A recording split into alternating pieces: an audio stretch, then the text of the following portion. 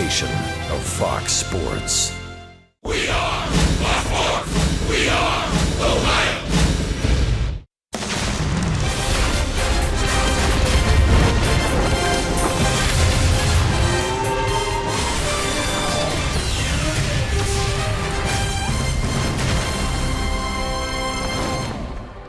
Well, it was a mostly cloudy late afternoon, but all of a sudden it's turning into a beautiful night in Milwaukee. They're opening up the roof here at Miller Park. And we welcome you to the opener of this three-game series between Central Division rivals, the Reds taking on the Milwaukee Brewers. Hi again, everybody. Alongside Chris Welsh and Jim Day, I'm Tom Brenneman. Delighted to have you with us from Milwaukee, Wisconsin. All right, Mr. Welsh, it's time to end this 10-game losing streak. That's why we brought you back, partner. Amen, brother. Right. Amen to that. Guarantee it's going to end tonight. You got to slow down Ryan Braun. What a monster year he is having for these Brewers. And this is despite the fact that he is still a little bit injured. I mean, they've got to be very careful about how much they play him. He's missed some time with a hand and a thumb injury earlier in the year. He's had some back problems, but it certainly hasn't slowed down his production. A .361 batting average. He's slugging. He's hitting lots of home runs. And specific to tonight, he has hit a couple of home runs off of John Lamb. So we'll see if John Lamb can figure out Ryan Braun. No one else in the league has. Tell you what, the Reds left fielder's not all that shabby so far. Well, you're right. Adam Duvall is hitting the long ball. If that's what you like out of the long ball, he's got it. Big, strong hands, good swing. You know, for a guy that's working his way through the major leagues as a first-time everyday player, you know, you're going to have some ups and downs. But the one thing I like about Duvall, he's a threat. He should scare the pitcher when he's on the mound. You make a mistake, he can hit it a long way. You mentioned the name John Lamb. Let's get into tonight's pitching matchup. Now, this is a young man you may remember had off-season back surgery, so he was slow to get started in spring training. 2 good starts, 2 not so good. And that's what you expect. I mean, he's still a young guy. He's still learning, I think. Still trying to get his really body strength back after having back surgery last year. But you know what you're going to see with John Lamb and his counterpart, Zach Davies, is a lefty-righty combination of pitchers that pitch very much the same way. Neither of them with an overpowering fastball. They both rely on breaking balls and change-ups that really are below the hitting speed. So these guys have to be very good with their location and their command, especially of the fastball, and they've got to pitch inside from time to time just to get them off that outside part of the plate. We'll see which of them, the lefty or the righty, has the best tonight. Well, we know one thing. When these two teams met earlier this year, Brandon Phillips was flexing his muscles. Jay Bruce has been known to do that a time or two against Brewers pitching. Our main man, Jim Day, is standing by. You're watching Reds baseball.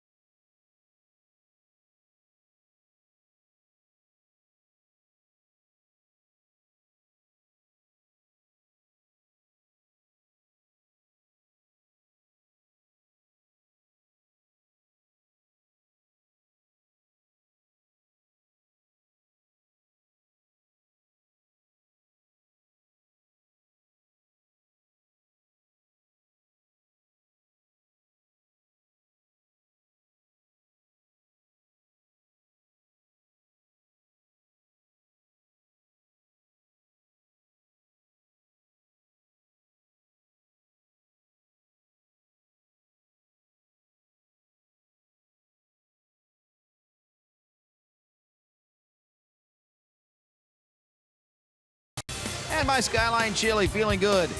It's Skyline time. Oh, they know how to tailgate here in Milwaukee. And drink a few cold ones now and then. I'm Jim Day on the field. You know, we've talked many times about Jay Bruce being a Brewer killer, but earlier this season, Brandon Phillips joined in that parade. In fact, he was playing long ball. It was a 4-game set against the Brewers at Great American Ballpark, and he hit 4 home runs in the series. 4 home runs, 8 runs driven in. Had a multi-home run game in there. In fact, hit all 4 of his home runs in the first 3 games of that 4-game set. And that series, a 4-gamer, it was split right down the middle. Brewers win 2, Reds win 2. Phillips would like to keep up with his bashing mate, Jay Bruce. He's the feature of tonight's Steel Power Tool Performer. 34 home runs in his 121 career games against the Brewers. And here's a list of most home runs versus a team since 2008. And Bruce right in there with some of the best. Cabrera, Bautista, Kemp, Cabrera again. And Jay Bruce, 34, and we hope counting. Reds looking to stop the skid. Looking for anything positive right now. Cozart, Votto, Phillips, and Bruce will be leading it off when we come back. Tom Brenneman and Chris Welsh with the call.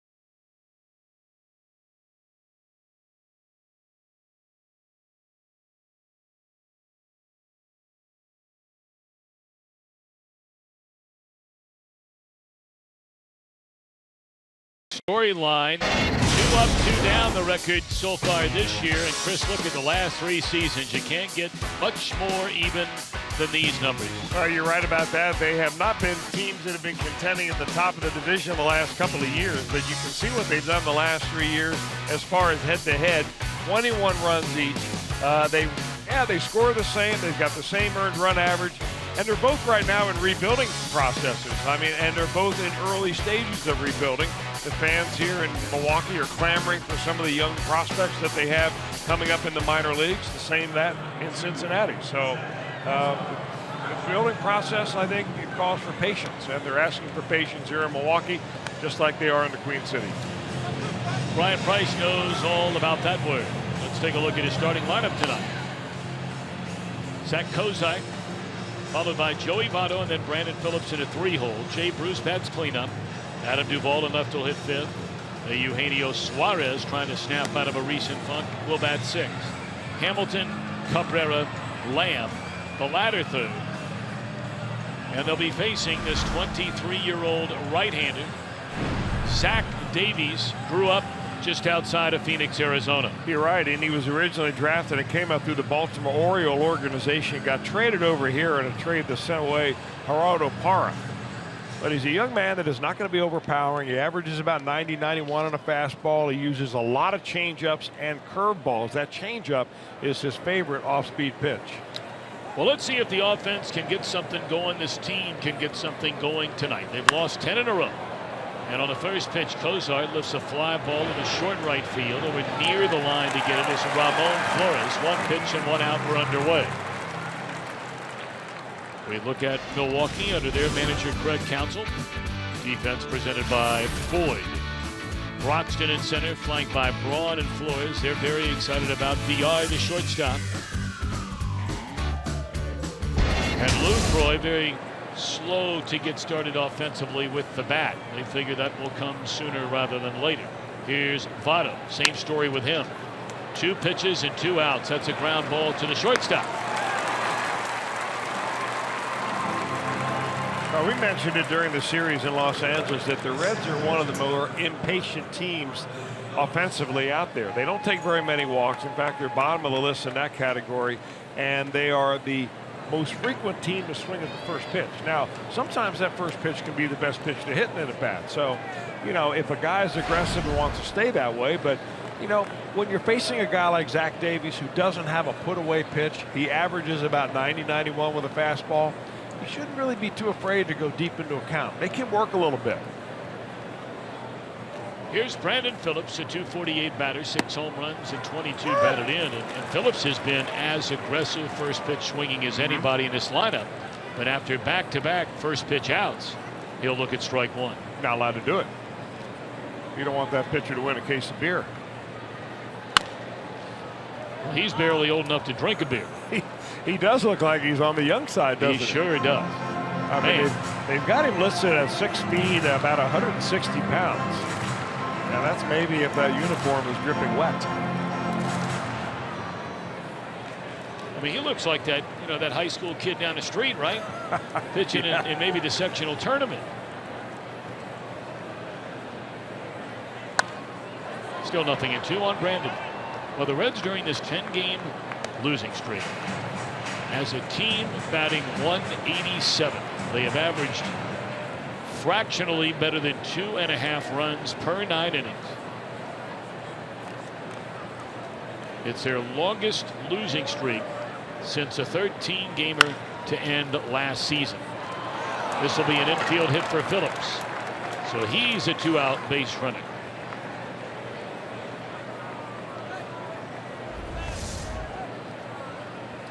But they were shifting him around to the left. You see right there that they had the third baseman and the shortstop hunched together, and he still found that hole between third and short.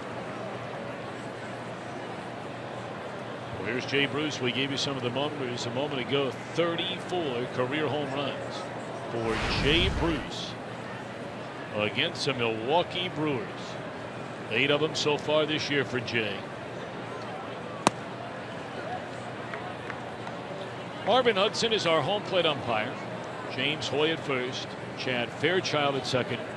The crew chief is Jim Joyce at third. 1 on, 2 out, just underway in the opening inning.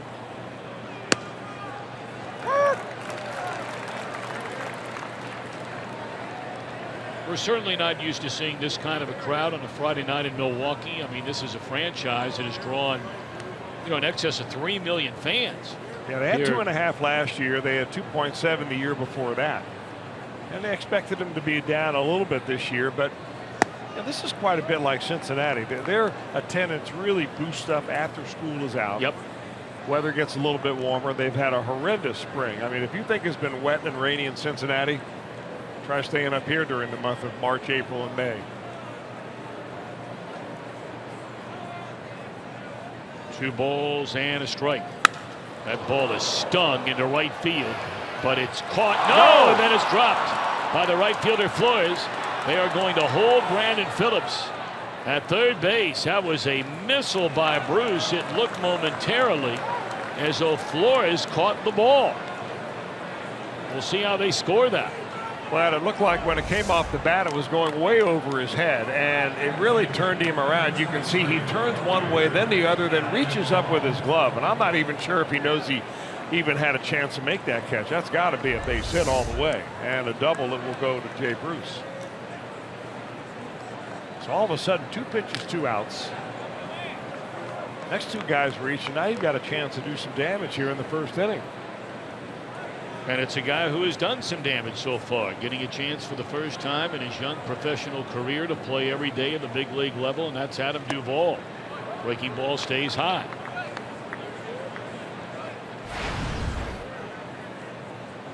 Nine home runs, 19 batted in. He has 12 doubles to go along with the 9 long ones.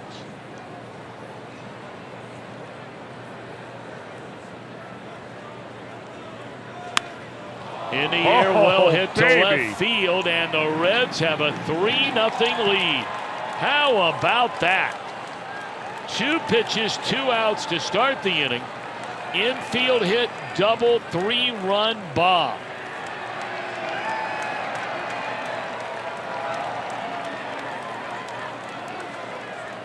I told you, Mr. Welsh, we're putting an end to this losing streak business here tonight.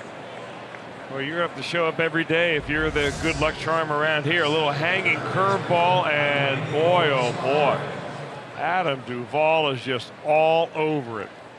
Boy, he was so patient in the batter's box right there, just waited for that. It wasn't one of those where he had a double clutch.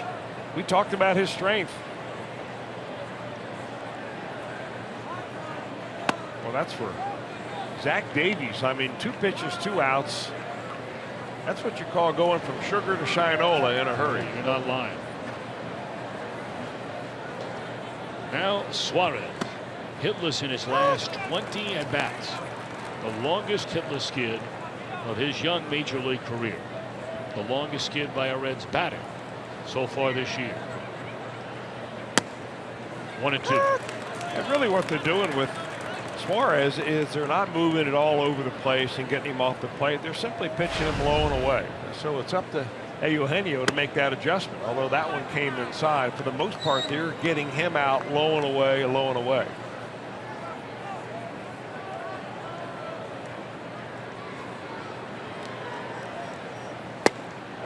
Threw it right by him, and that'll end the inning. But what a shocking inning. The way it started compared to the way it ended. Number 10 for Duvall. Half inning in the books. 3-0 Reds in front.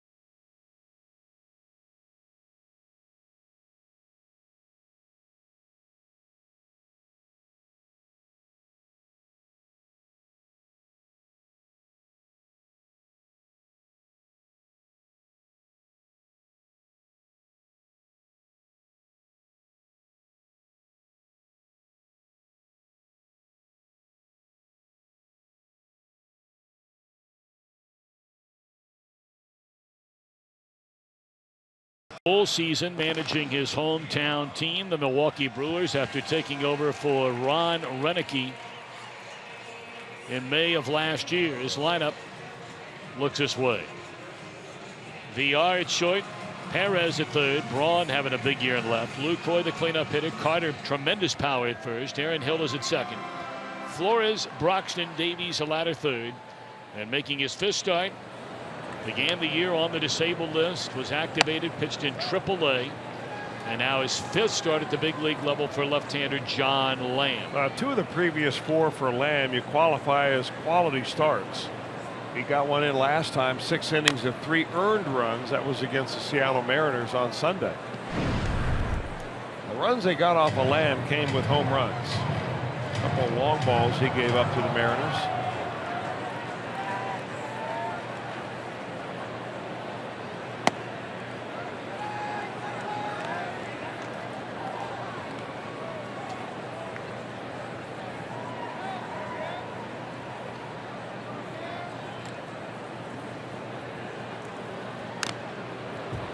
Fouled away is 25-year-old left-hander, native Californian. Of course, came over in the deal last year for Johnny Cueto from Kansas City, along with 2 other left-handers. Cody Reed is pitching down in Louisville, and of course, Brandon Finnegan. Well, what a performance Finnegan had the other night, albeit a losing one, 1-0 against Clayton Kershaw. We're going to talk to Brandon about that outing against Clayton Kershaw and about what it's like to be in the major leagues after 100 innings or so. And we're going to show that on Sunday. Terrific. Looking forward to visiting with the young left-hander.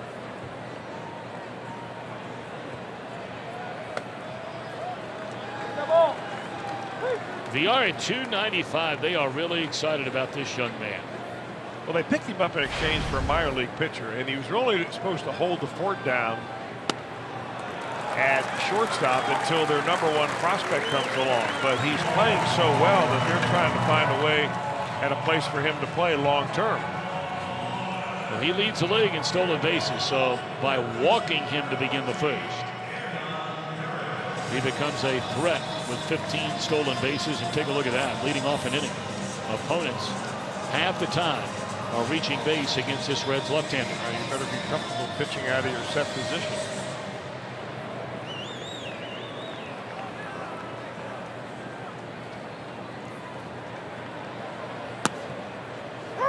Strike 1 to Hernan Perez. We were talking with Craig Counsell before the game today. This is a young man who was originally a Tiger.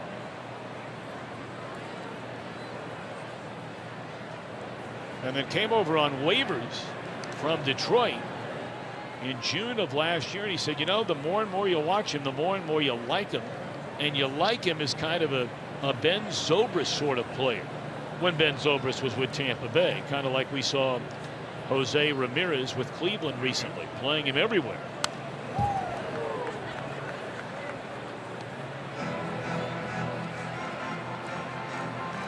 Oh, and 2.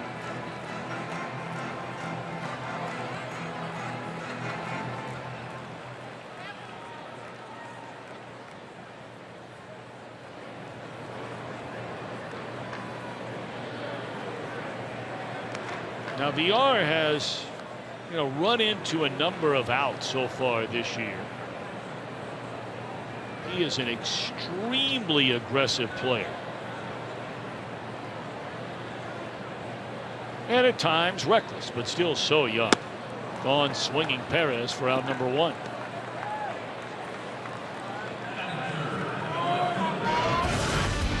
The Reds on defense brought to you by Ford. Hamilton back in center.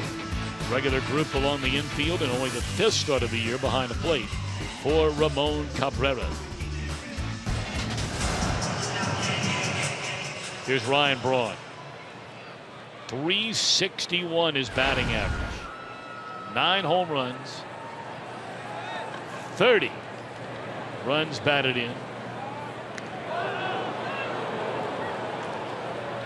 A little more on that throw. They may have picked off VR.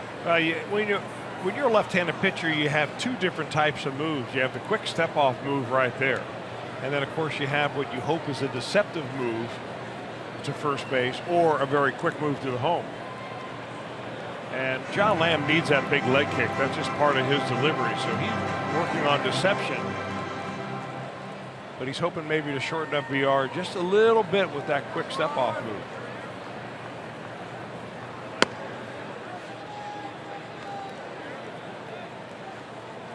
Lamb will work on the very extreme third base side of the rubber. And he does that because most of his pitches, he'll face right-handers, and those pitchers are going to kind of go like that all the time. And that's why Lamb wants to be over there to get the best angle on his changeup and fastball. You know, I was thinking about something the other day. I want to ask you a quick question about something. I had somebody walk up to me recently, and the last series you and I did together in Cleveland, I had said a player's on-base percentage. There's a throw in the dirt. And let's use Ryan Braun in this case, because I can't remember who the player was. But I said his on-base percentage is 43%. Okay. Now, this was a friend of mine who's, you know, a baseball fan, starting to learn a little bit more and more. There goes a runner. Throw down to second base, and not in time. Number 16 for VR. You've been a lot more in tune, ahead of the curve in the analytical side of all of this. When I say 43% rather than 427, I'm rounding up 42 with a 7 on the back end, right? Yeah. And he said to me, I've only heard people say it 427. But to break it down and make it simple, it seems like 43% would be as accurate a description of how frequently they're getting on base. Oh, it is. I think it's more real because you're all of a sudden thinking, man, 43% of the time this guy's on base. Right. But he looked at me like, I've only heard it one way, so are you confusing anybody by saying it the other way? Now, if I were you, I'd just pick new friends. They might be picking new friends. There's a good chance of that. Now, Lamb's putting himself in some trouble. He has walked VR. 1 out later, he has walked Braun. But all in all, that's cool, right? Absolutely. It's the same thing. Yeah. Right. I thought so, too.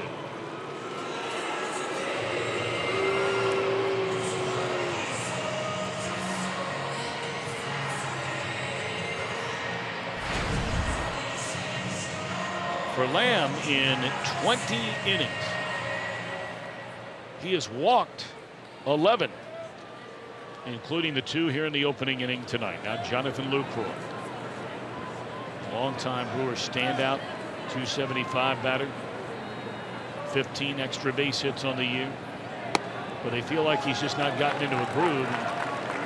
Cabrera going to say, hold on a minute, trying to find some kind of a groove for John Lamb. Well, Lamb's got to, this is where a pitcher has to be his own pitching coach. And you know what you have to do. And for Lamb, it's the same thing every pitcher's gone through. You're flying your front shoulder open. He's arching his back a little bit. He's leaning over towards third base. His arm is dragging behind. But every pitcher has something in his delivery or in his mind that he thinks about to keep it all together.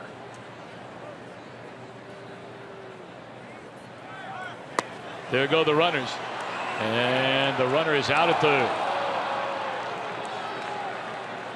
You wonder if Lucroy may have missed a sign there. I mean, would you have put a there's hitter no way on you're putting a hit and run on right here. I wouldn't think.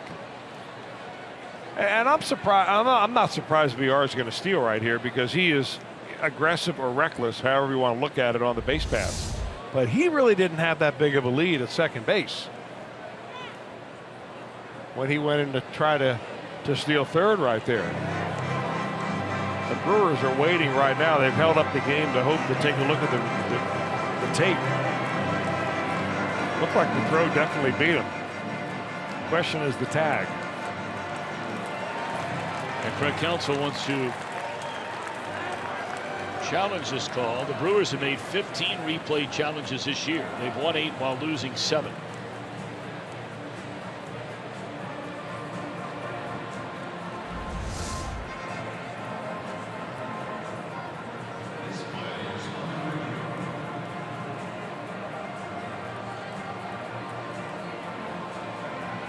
Now, remember, the views that we give you when we're on the road are not all of the views that they have in New York to take a look at.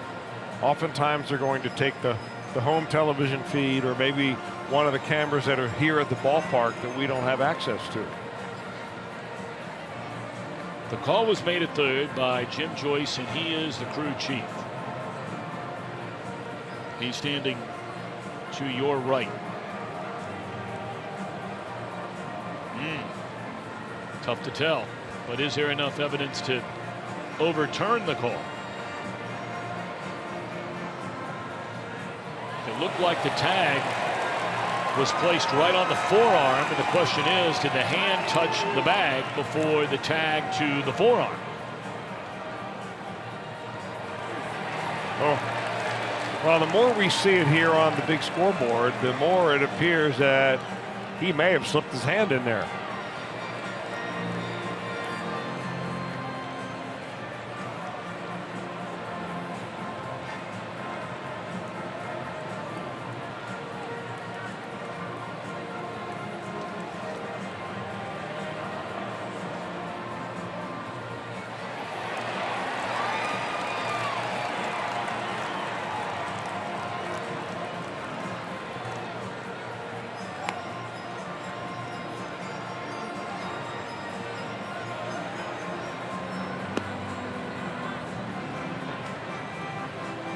Well, they've been hanging around down there for quite a while now.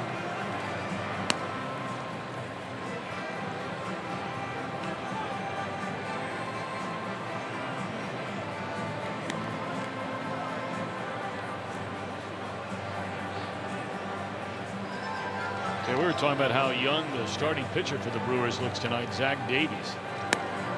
I'm not so sure Craig Counsell has ever aged since he first came You're right into the about major that. leagues. Golly gee. I mean, look at him down there. That's a 46-year-old man. Well, check him out in a few years after he's managing the big Great leagues. point. Safe as a call.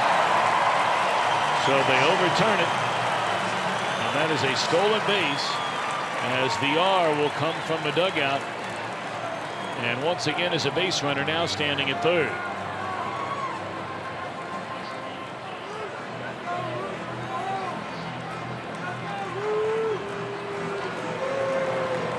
You know, if you're John Lamb, you have to stand on that mound during that whole review process, assuming that he was going to be safe. Because you got to get yourself in the mental frame of mind that the worst case scenario is going to happen, which is second and third, one out.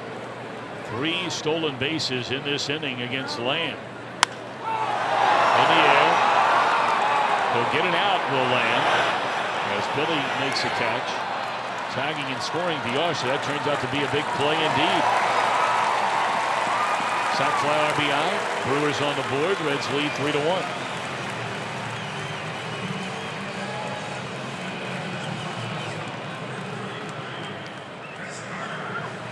Braun stays put at second, and here comes the first baseman, Chris Carter.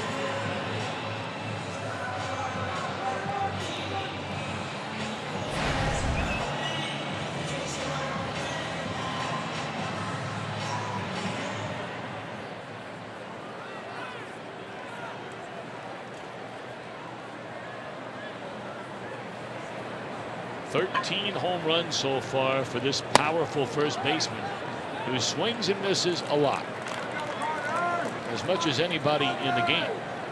But man, when he runs into one, he can hit it as far as anybody in the game. And you see what he's done here in this ballpark. His first year as a Brewer.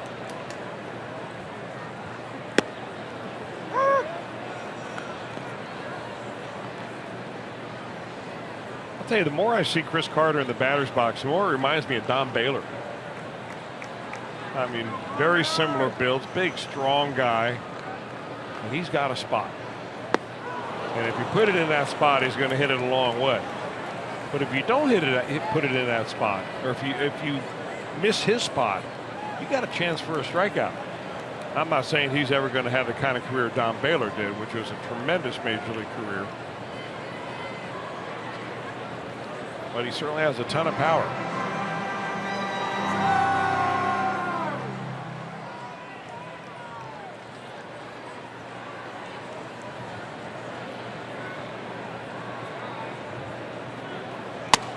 There's another stolen base as Braun takes third. 4 of them in this bottom of the first inning.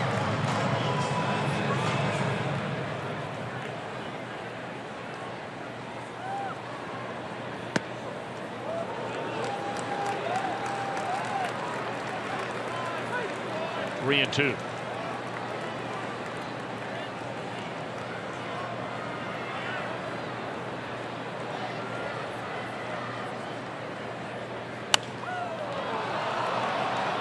Right side of the infield should be the final out of the inning, and it is. Some wildness in the opening frame by Lamb. It leads to a Brewers run. Reds in front 3-1.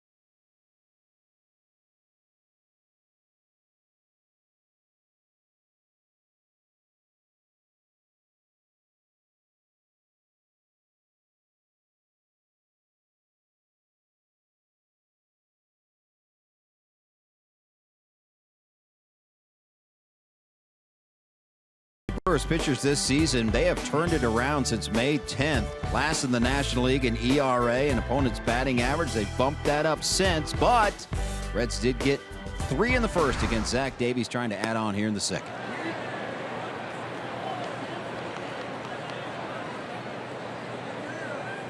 Billy Hamilton to lead things off here in the second inning. The Reds with a 3-1 lead. And Davies, a 1-0 pitch, is on the ground to the right side. Gobbled up by Hill. 1 out. Say the name Aaron Hill and you think to yourself, Chris, was he nearly a Cincinnati Red? That was one of the rumors, of course, during the offseason. We heard so much about the potential trade involving Brandon Phillips to the Washington Nationals. If you believe the rumor mill, there was also a serious potential trade between the Reds and Hill's former team, the Arizona Diamondbacks, in which Hill was rumored to be in it. He's had a nice career.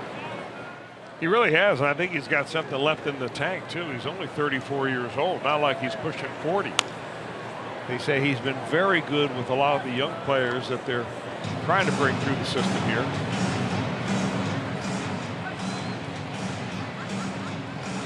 Kind of a Skip Schumacher type from that standpoint of being able to, you know, lend some advice, lead by example, you know, keep guys' heads in the ball game. Softly served into short left by Cabrera. And remember, this is the way, in slightly longer fashion, the Reds' first inning started. Davies threw the first pitch to Cozart, who flied out to right. His next pitch was a ground ball by Votto to Hill. But then an infield hit by Brandon, a double by Bruce, and a 3-run home run by Adam Duvall. Here's Lamb.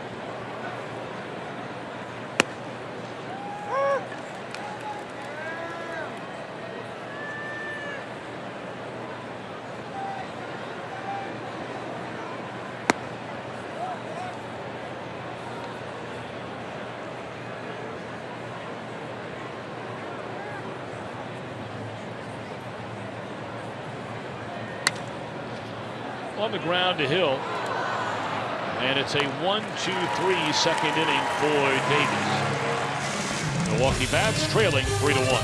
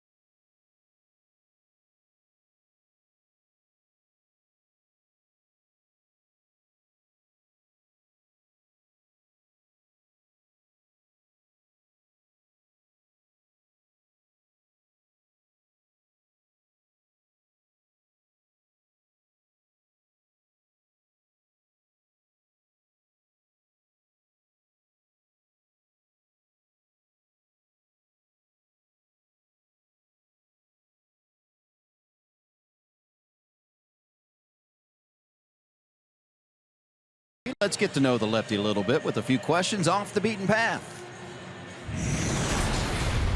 Favorite movie of all time? Dumb and Dumber. Last TV show you binge watched? Seinfeld.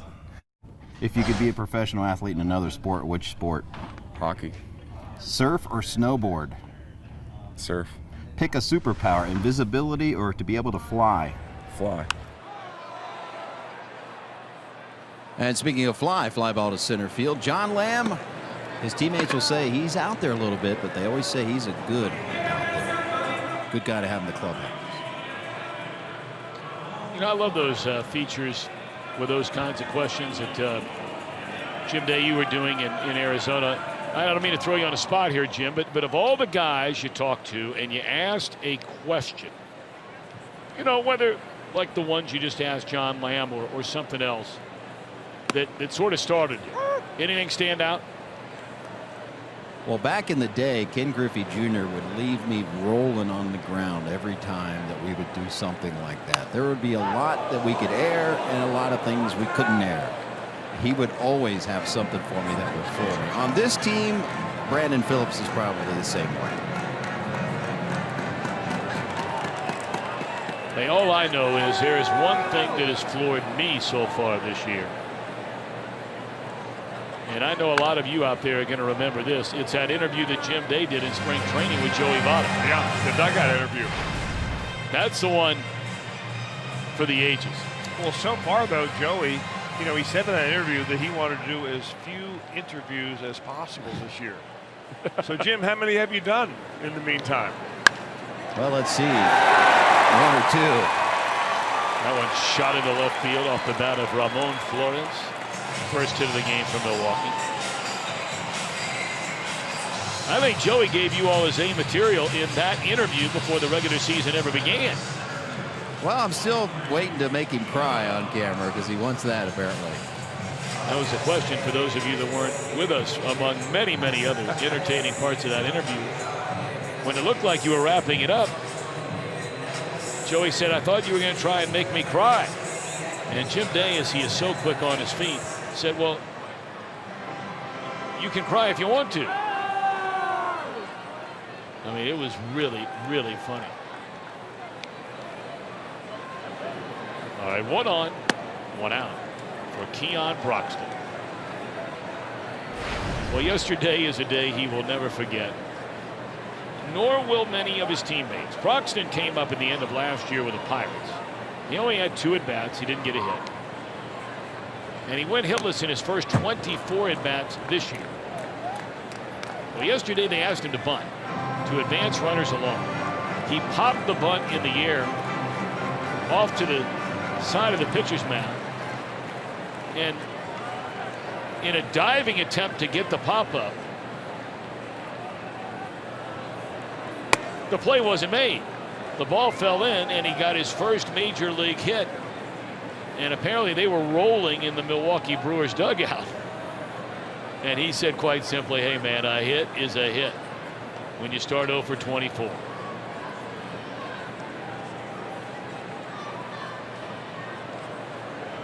Votto's getting a workout on those throws to first by John Lamb.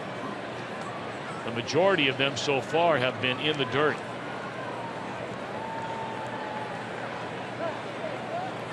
Yeah, but if you've had as many stolen bases against you in one inning as John Lamb has, you're going to continue to throw over there. Blistered into left field. Cut off. That's a nice play by Duvall right there. Boy, he got a good jump on it. That looked like that was headed for the corner. Oh, maybe that's all Broxton needed was a break on the very first hit of his major league career. A botched bunt. This was legit right here, a screaming line drive that you're right about Duvall getting over there just in the nick of time. Keeps a double play in order, although with a pitcher up. One would figure he's probably asked to bunt here. Suarez is double checking with Lamb about how they want to play this defensively. Now this is where a Lamb being a left-handed pitcher, he could really get over there and cover that third base line. I mean, he could get over here in a hurry. And that's where he ought to make it. And get that runner a third. And he had a play and decided not to do it. And he nearly threw it away, and what an outstanding play made by Brandon Phillips. Boy, the focus to make that catch by Phillips. With a runner right on him and crossing from fair ground to foul ground to catch it. Well done by Phillips.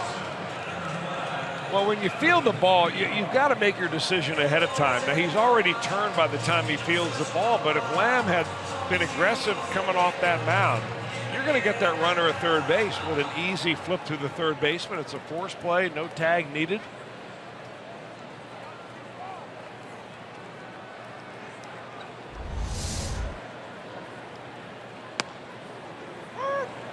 VR bats for the second time. He walked, stole second, stole third, scored on the fly ball from Lucroy, the only Milwaukee run so far. Lamb works out of the regular windup. Chased the ball there, did VR, and it's 0-2.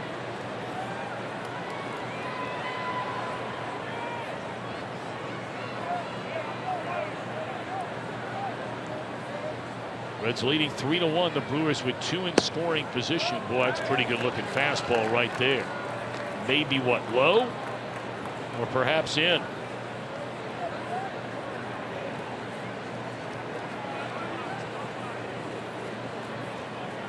Big deep breath by Lamb in the 1-2.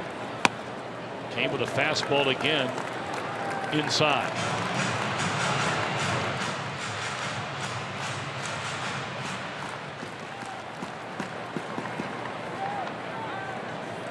Tying run out at second base. Strike 3 with a fastball this time to end the inning. 2 hits, 2 left. 2-run lead for the Reds.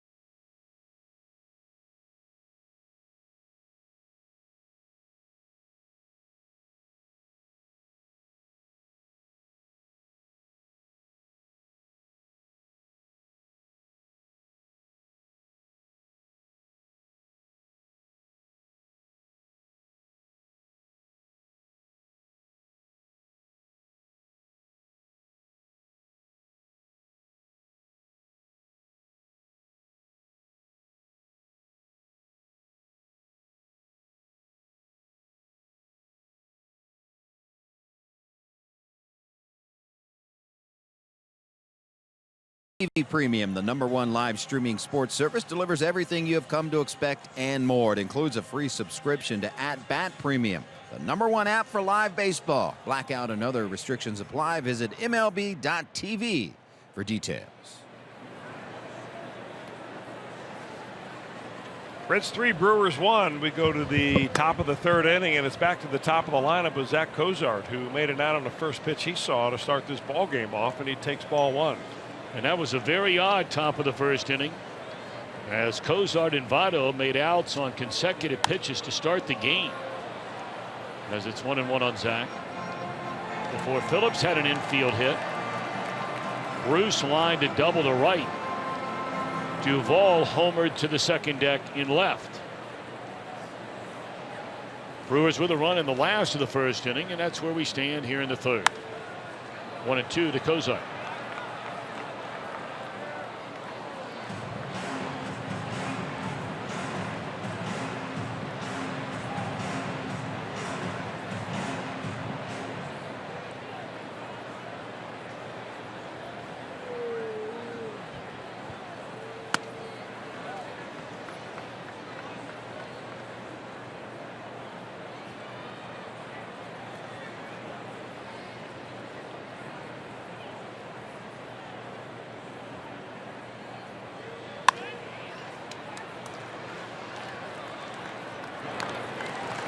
Cozart retired on the bouncing ball to second base, and here comes Joey Votto. Maybe a bit of mother's love will turn things around for the struggling Reds first baseman. My dad and I were in the lobby of the hotel today getting ready to walk outside, and this lovely lady came walking in, and there she is. She comes walking in with a bag, looked like she just got off a plane and was walking to a hotel like anybody else would. And she stopped us and said hello, and I got to tell you, boy, what a delightful lady. Quick to smile. There you see right there, just so enjoyable to talk to. Still lives in Toronto. She was joking around. She said, you know, Joey has season tickets to the Toronto Raptors games. Said when the playoff tickets went up for sale, he bought them, but didn't think they'd be very far along in the playoffs. And of course, they're playing tonight, Game 6, to try and stay alive against the Cleveland Cavaliers in Toronto tonight in the Eastern Conference Final. She said, I got to tell you, it was a hard choice. Coming down here to Milwaukee or staying in town to go watch the Raptors. Well, we really enjoyed talking to her. And boy, only moms can get you completely right. So we'll see if that can help her son here tonight. 1-2 to Votto. Swing and a miss for strike 3. That's the second strikeout for Zach Davies. I'll tell you, Joey is squatting so much with 2 strikes right there. He's taking any kind of power away from his swing. Swinging all arms, really not getting any of his body into it all. Look, I know he's trying to crouch down, but he doesn't do that until he gets 2 strikes on him, and I think it takes him out of his normal swing path. I rarely ever see him do that in batting practice, but yet in a game, when it's the most crucial time of the at-bat, when you have 2 strikes, you do something you really don't practice. Good breaking ball right there by Davies. Strike 1. And of course, we've seen Votto choking up an awful lot too. I mean, that may be even more extreme than ever. I think you're right.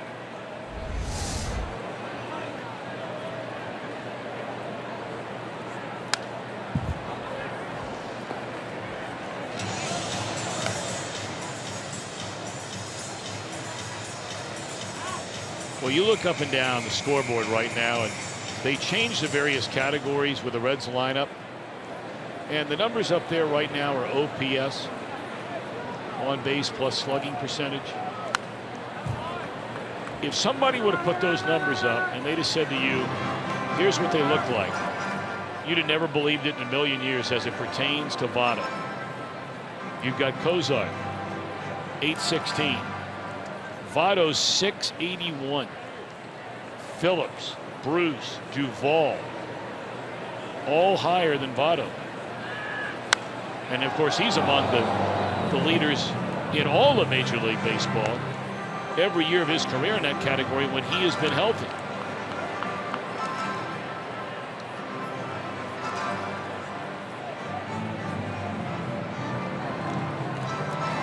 I'm glad to see them finally coming around to put OPS on the board. Well, it's interesting. They change it every half inning. And they find a different category up there. It's a pretty good way to do it.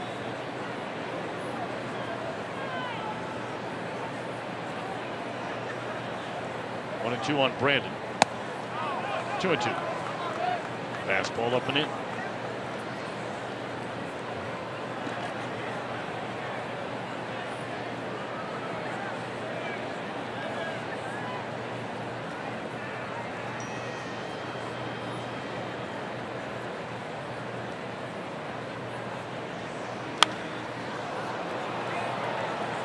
Will be back-to-back 1, 2, 3 innings for Zach Davies. Middle of the 3rd. Reds 3, Brewers 1.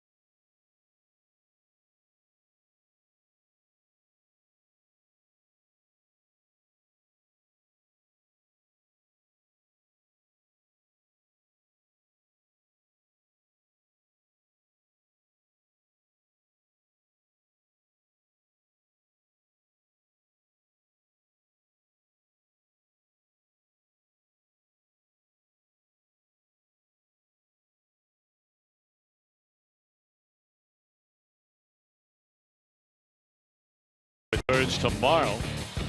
The Cardinals will take on the Washington Nationals. It's all tomorrow at 7 Eastern. Only on Fox, or watch it live on Fox Sports Go. Matt Carpenter went on paternity leave today. I don't know whether or not he'll make it back for that game tomorrow. First pitch swinging is Perez, thrown out by Kozar.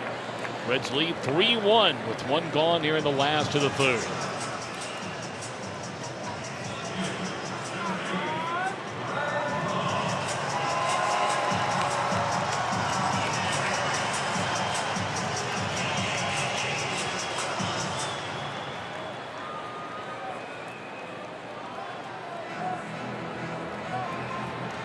Ryan Braun walked, stole second, stole third, was stranded in the one-run Milwaukee first inning.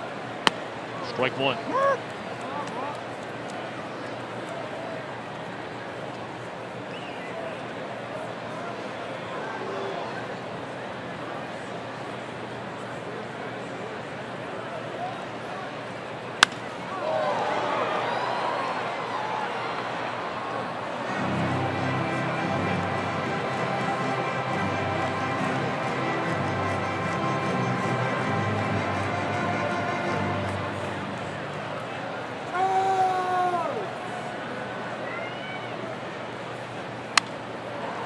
Pulled him there with a breaking ball. Popped up to Brandon Phillips, 2 out. As always, a reminder, coming up later on, we'll have our Miller Time moment, brought to you by Miller Lite.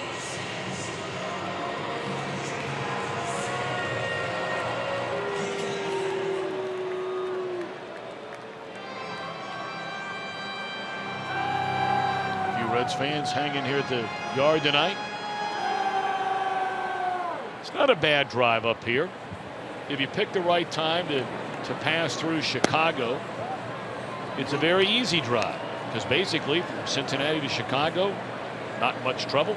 Made that drive probably a couple of hundred times, and then you know, once you get through the Windy City, and there's a lot of wind behind that one.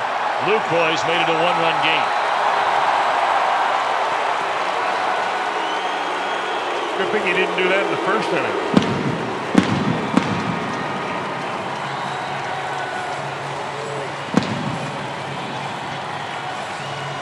Number 7. 3-2. Yeah, they thought that Lucroy has gotten off to a little bit of a slow start offensively, but the more he hits, the more the trade rumors will heat up. And that pitch has just put on a tee for him right there. A little bit of cutter, a little bit of a cutter, a cut fastball that is coming right down the center of the plate.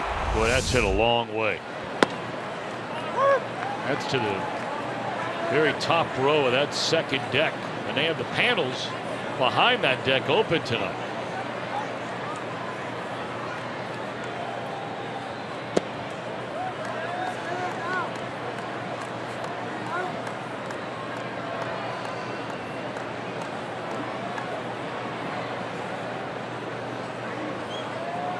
One and one to Carter. He popped up to Phillips, ending the first inning with a runner at third base.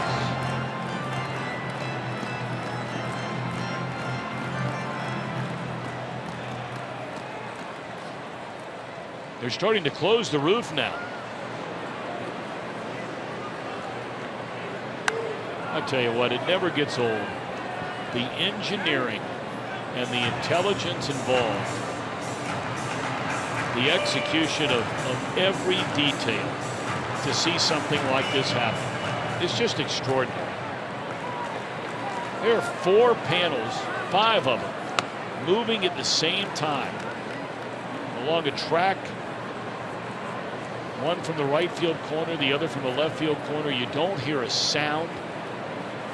It's amazing, isn't it? It is amazing. And they fixed the sound part, because there was a time that they would close the roof here and you could hear it quite loud. Yeah. So they've greased the wheels a little bit. Shred him.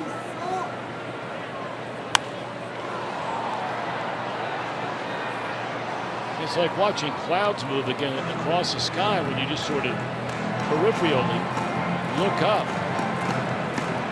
And the sky's moving. In this case, a roof.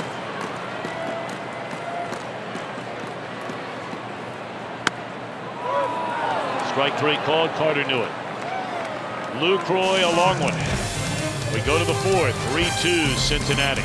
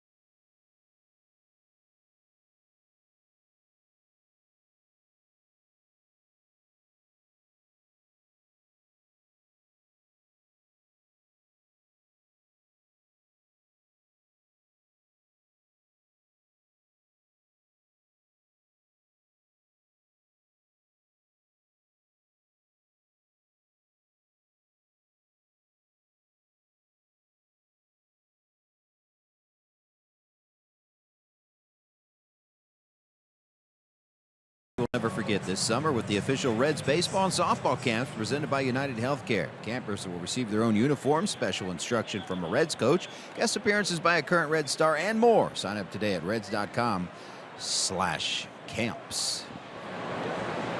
Tell you what, those camps are lights out. As good as it gets.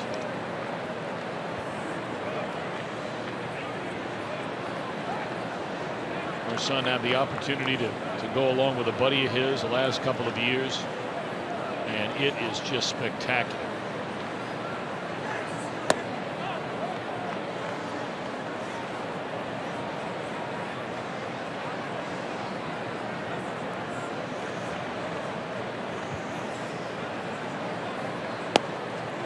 Reds lead 3-2 as they bat here in the top of the 4th inning. Hey, if you're wondering about the Brewers uniforms, and these are a little different than what we've seen every time we come to Milwaukee. There's so much yellow in those.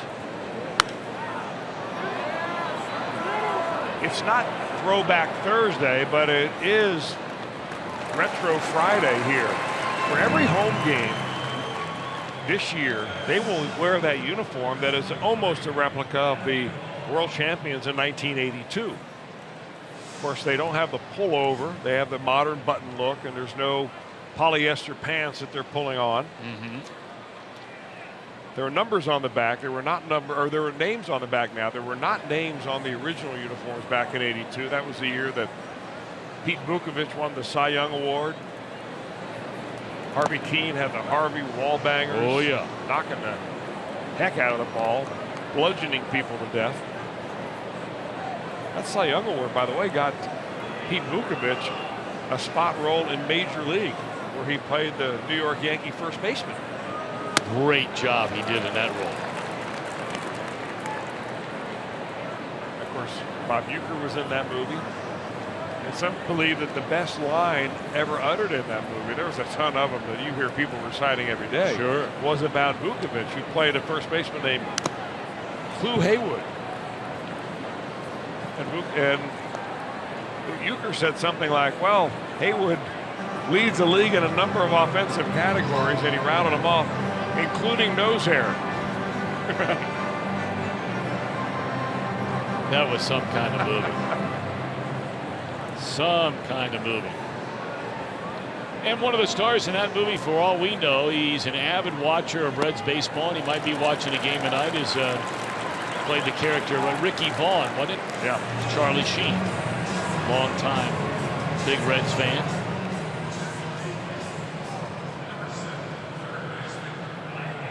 Well, what a great movie. Now, you're probably going to go rent that. You I probably might. It already is have it. such a great movie. I don't have it. I don't have any movies, but what a great movie. 2 down in the inning. One of the problems with Suarez's hitting, and we talked about pitchers pitching him outside. Watch his front foot when you get a chance. I mean, he starts it open. He's trying to get it back to even, at least. And he did that time, and so that's an improvement. But sometimes when that front foot, if you start open and you don't close it completely and you're still open a little bit, it makes you susceptible to that pitch down and away.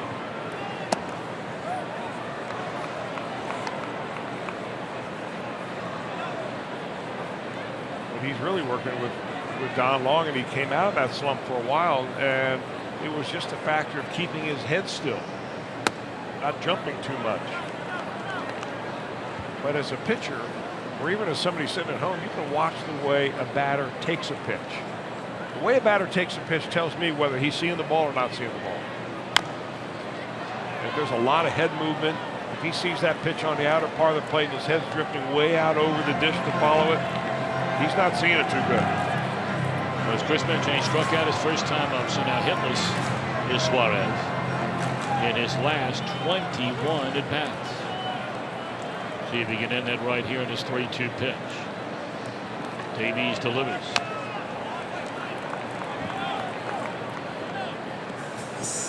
Nine in a row retired by this Brewers right-hander since the 3-run first inning home run by Adam Duvall.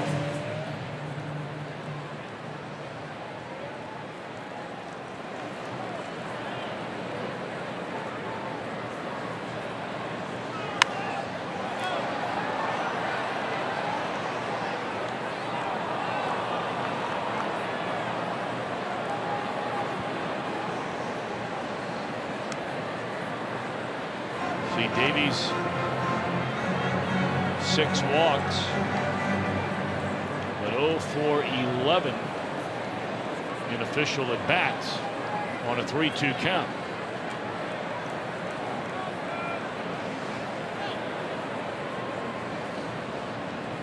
Make it 0 for 12 as he gets his 5th strikeout. Of course, they love Bob Uecker here in Milwaukee.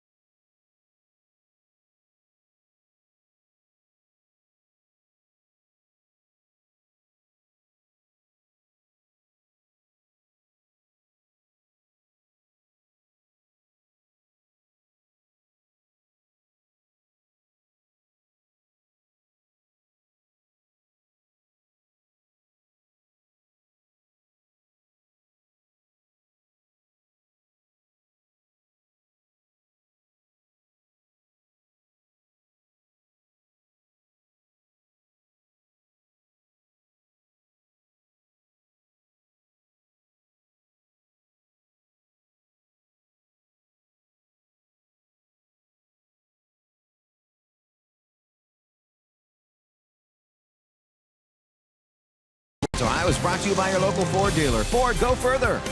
And by Cincinnati Children's, ranking 3rd in the country on U.S. News Best Children's Hospital.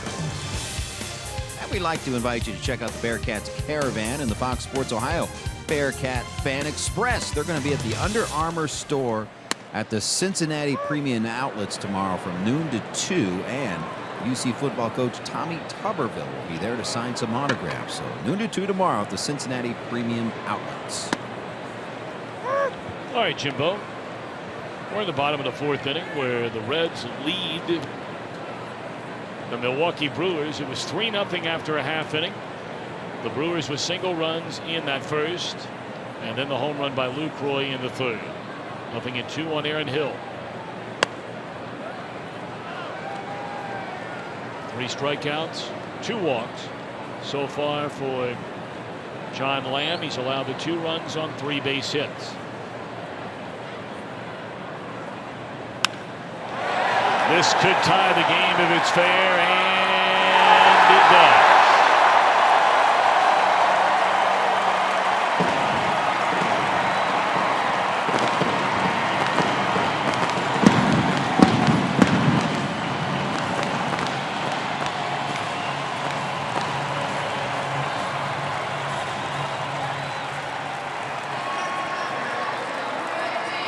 Well, Aaron Hill, short but powerful, gets a 73-mile-an-hour curveball right there, and it just kind of flattens out. It really does. It's kind of one of those sidearm curves. It really doesn't go down as much as it went across the plate. There's a slow roller by Flores thrown out. Hill has 5 home runs this year. 4 of the 5 have come against the Cincinnati Reds. You may remember back on May the 7th, he had 3 home runs in 1 game. And 7 runs batted in, including a 10th inning grand slam that proved to be the game winner. So we start anew in a 3-3 game here in the 4th inning. Keon Broxton ripped a base hit into left field his first time up.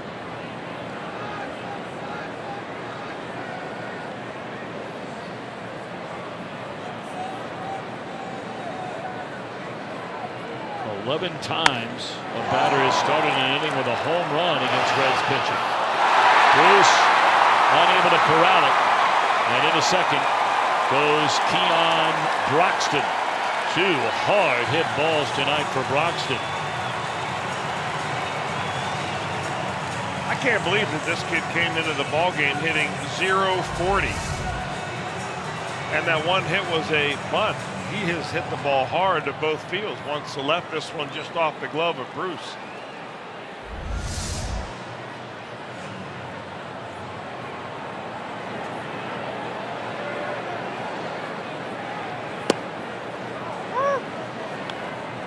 So now Davies with 1 out and a runner at second base, and that runner is the go-ahead run. The Brewers have not had a lead in the game tonight. Fell behind 3-0 after a half inning.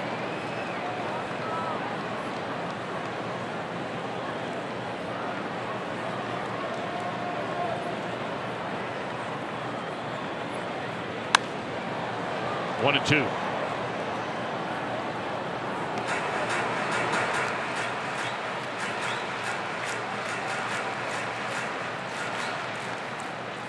Lamb made 10 starts as a Red last year. Started the year in AAA Omaha for Kansas City before the deal coming to the Reds, and he was sent to Louisville. As Bruce will handle the fly ball to right. He made 20 minor league starts before the Reds brought him to the big leagues, and that was his major league debut in 2015. 10 starts, a 1-5 record, and an ERA just south of 6. He had a very good minor league year. In those 20 starts at Omaha and Louisville, he combined to go 10-2 with an ERA just above 2.6.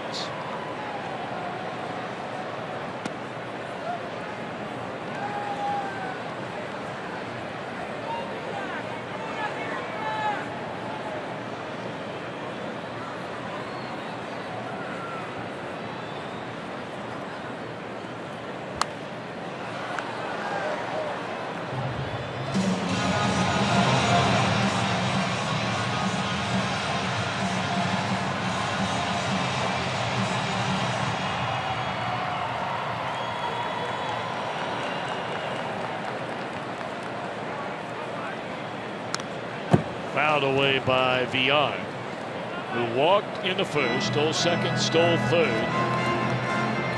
Struck out swinging, ending the second inning.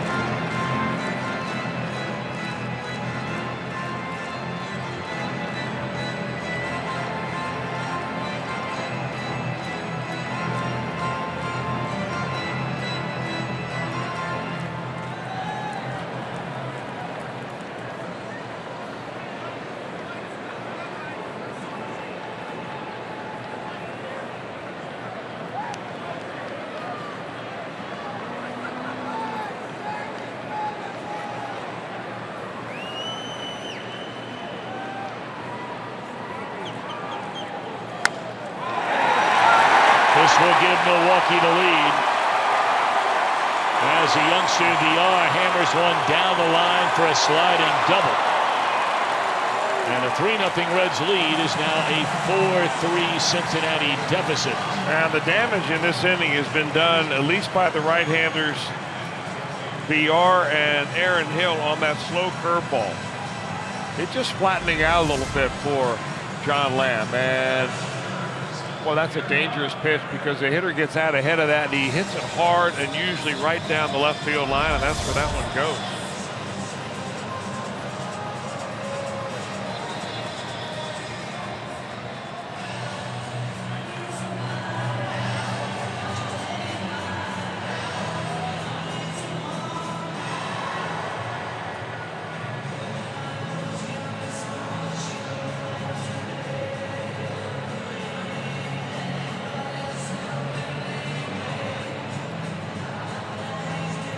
Short trip to the mound for the Reds pitching coach, Mark Riggins.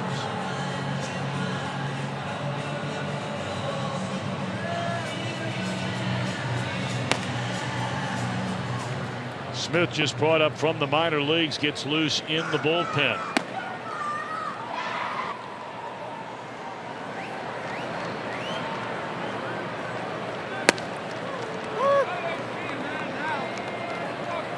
Saw Smith make his season debut, of course, in Los Angeles on Tuesday night.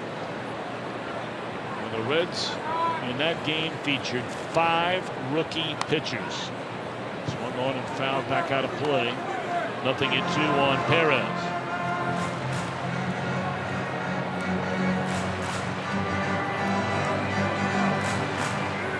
In the bottom part of the order that has hurt Lamb in this inning until that lineup rolled over to the top a moment ago in Villar. And now another base hit.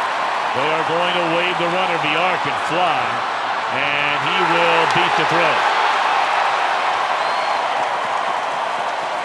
On an 0-2 pitch, a run-scoring single for Perez to make it a 5-3 game. Well, it's come apart in a hurry here for John Lamb in this inning.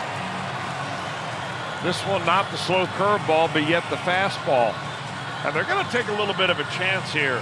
Even with 2 outs, that ball was hit very hard and got to Adam Duvall in a hurry. But Villar, with his speed and the throw just being a little bit up the line, enables the run to come across. We saw some of that emotion after the save call made by the umpire Marvin Hudson from Villar. In many ways, he reminds him of Carlos Gomez. Plays with a lot of passion, a lot of fire, a lot of emotion. Gomez was an excellent player here for a number of years. I don't know if I had ever seen a player improve as much as he did over the course of about a 3 or 4 year time frame. You're right. Quite defensively. I mean, he just ran down everything. And he became a very good offensive player. Yes. From time to time, his emotions may have gotten the best of him. It's that fine line you walk. You know, you want your guys to be emotional. You want them to care. You want them to get out and leave everything there is on the field.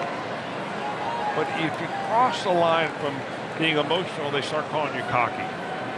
And then you cause problems. Mainly beanball problems. Well, speaking of beanballs, and we'll get into this a little bit later, but could you believe that story about Tony La Russa and the Pittsburgh Pirates broadcast team? I read that, and I went back and listened to the broadcast, so I heard what Greg Brown said. And Greg Brown, for those who don't know, is a play-by-play announcer for the Pirates.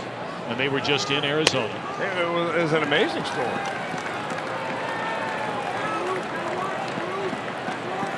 And with 2 outs here in the inning, we'll try and really avoid getting into it much because we could have an out and have to save it a little bit later. But man, 3-0 pitch. Braun will have a green light.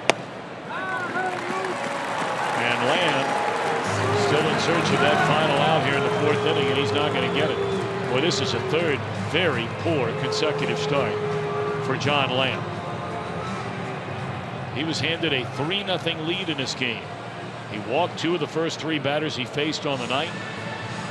Got out of a 2-on, 1-out jam in the 2nd. Solo home run in the 3rd. 4 hits and 3 runs here in the 4th, and that's it. This will be our Skyline Chili call to the bullpen. The big fella, Josh Smith, chops in from the bullpen. We're back in a moment.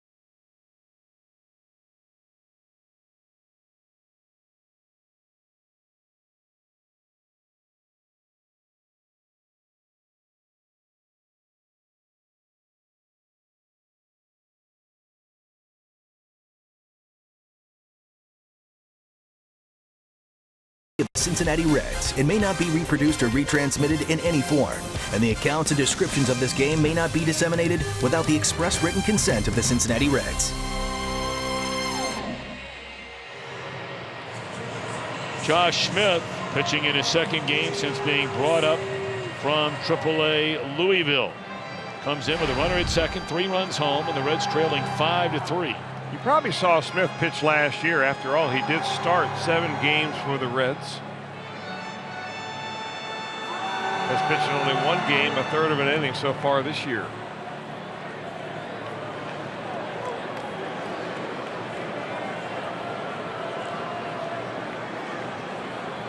Well, he'll be facing Lucroy, who homered his last time.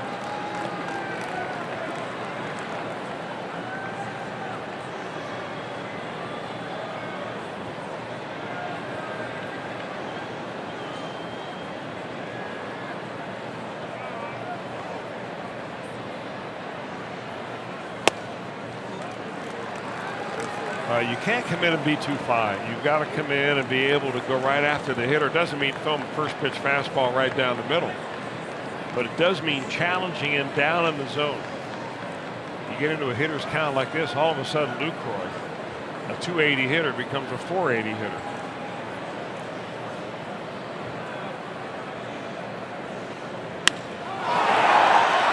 In the air to left and just beyond the reach of Duvall. This will plate 2 more runs.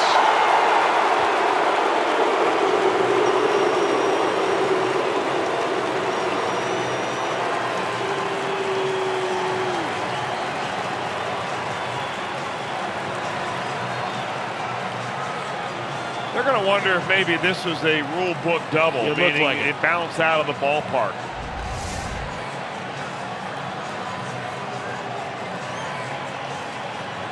It was a slider for the 3rd consecutive pitch in a row, and didn't click out and hit that back wall before it hit anything else. It appeared as though that's the way Duvall played it, but tell you the way the umpires are, yes, they're going to send Braun back to third.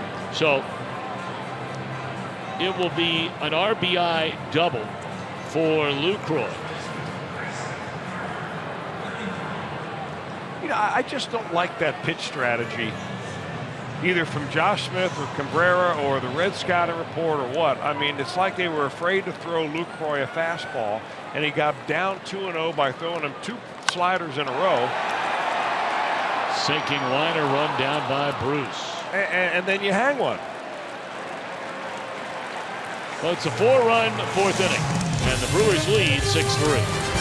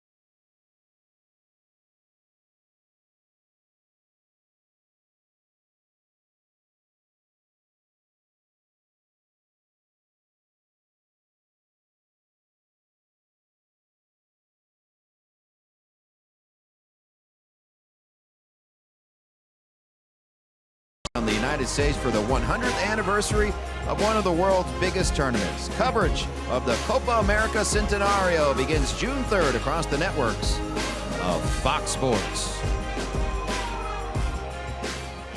4-run 4th inning. All 6 Brewers runs are charged to the Reds starter, John Lamb. I want you to go back to what you were just talking about, because I find it always so interesting, the thought process, and I know many fans do, from a pitcher's mentality. Well, I know that they know that Lucroy's a good fastball hitter. There's 2 out in the inning, you got 2 men on, and you got Josh Smith, the right-hander, to come in out of the bullpen. But the first 2 pitches were sliders trying to be too cute with them, maybe too careful. And sometimes it could be as simple as the pitching coach telling you, oh, don't make a mistake with your fastball here. We want you to go with the slider, or keep the ball down and away, instead of go right after this guy and get him out and get us out of this inning. And then leave it to the pitcher and the catcher, once they know the scouting report, to decide what the pitcher feels good about out there. I'm a firm believer in the pitcher throwing the pitches that he wants to throw. Because anytime you try to dictate that from somewhere else, and I don't know whether they were doing that or not, I'm just saying in general terms. But what happened with Josh Smith, he got down 2 balls and no strikes. And now Lucroy is closing the zone down. He's a very good hitter. He's going to close that zone down to the size of a Kleenex box. And if that ball's in that box, he's going to hit it and hit it hard. And that's exactly what happened. You had to throw a strike, you hang a slider and right in the middle of that zone, and you give up a double. Billy Hamilton shoots one into left field, and a good way to get it started. Here in the Reds' 5th inning, trailing by 3. They once led by 3. Well, that's a beautiful stroke by Hamilton.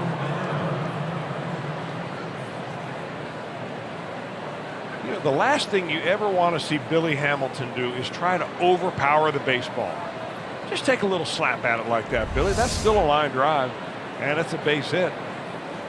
You could say hello and goodbye to Chris Carter, because you won't be there very long. The old Beatles song, right? Yeah.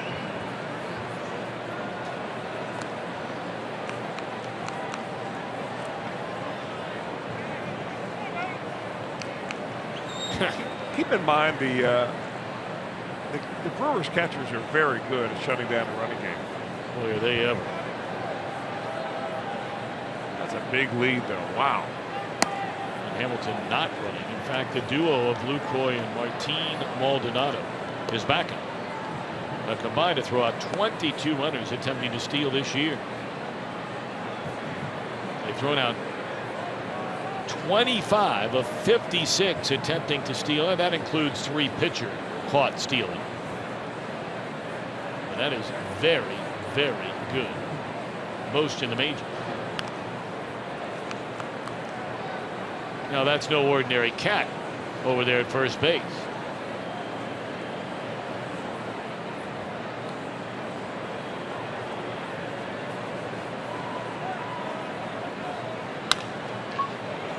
Bouncing ball to right, that will send Hamilton racing into third, and the Reds with runners on the corners and none out. And they'll send up a pinch hitter.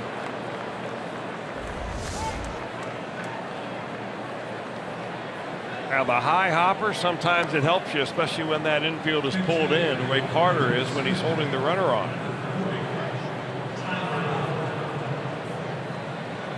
I'll tell you, I like Cabrera's swing. I mean, not going to hit a lot of home runs, but he's got a nice level swing. And he seems like he has a pretty good idea of the strike zone.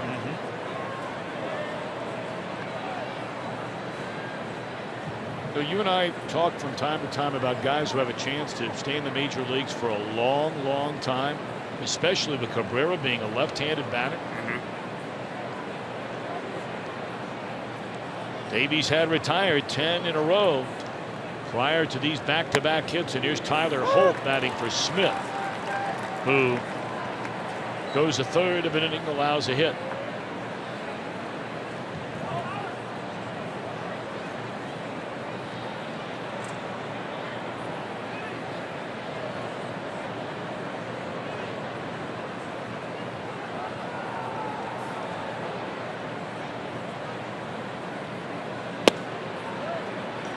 Close pitch there, fastball that misses, 1-1.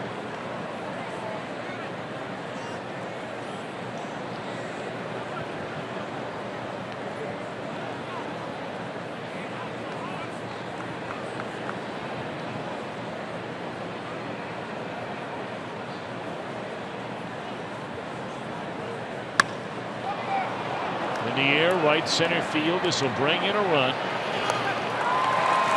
Scoring is Hamilton. So a sac fly, pinch hit, run batted in for Tyler Holt. Makes it a 6-4 Milwaukee lead.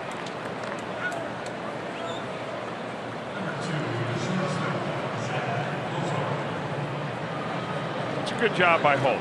I mean, you really have one job to do, get the run in from third base. I mean, anything deeper than a medium fly ball to the infield is going to get Billy Hamilton in from third. But that one was way back there. All right, now you have the top of the order. Here's Kozai. Kozai is fly to right and bounced out to Aaron Hill, the Milwaukee second baseman. 6 runs, 8 hits, 5 left on base for Milwaukee. The Reds 4 runs and 5 hits. They have not left a runner on tonight.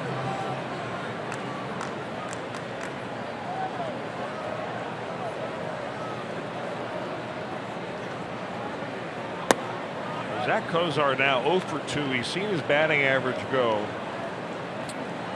from 1,000 where he started the season, 3 for 3 on the very first opening day. You are tough. And he's straddling that 300 line right now. I know it's tough, but it's tough to keep it at 1,000.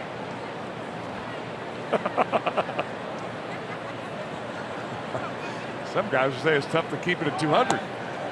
Runner goes. Lucroy couldn't find the handle, and he still throws out Cabrera.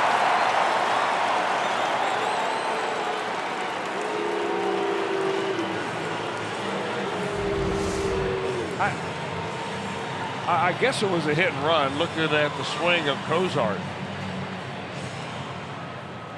And we don't see him chase a pitch like that. I haven't seen him chase a pitch like that in 2 years. It's kind of funny playing hit and run when you've got some of the guys that are more than capable of tying this game with one crack of the bat. I know the Reds have not been hitting.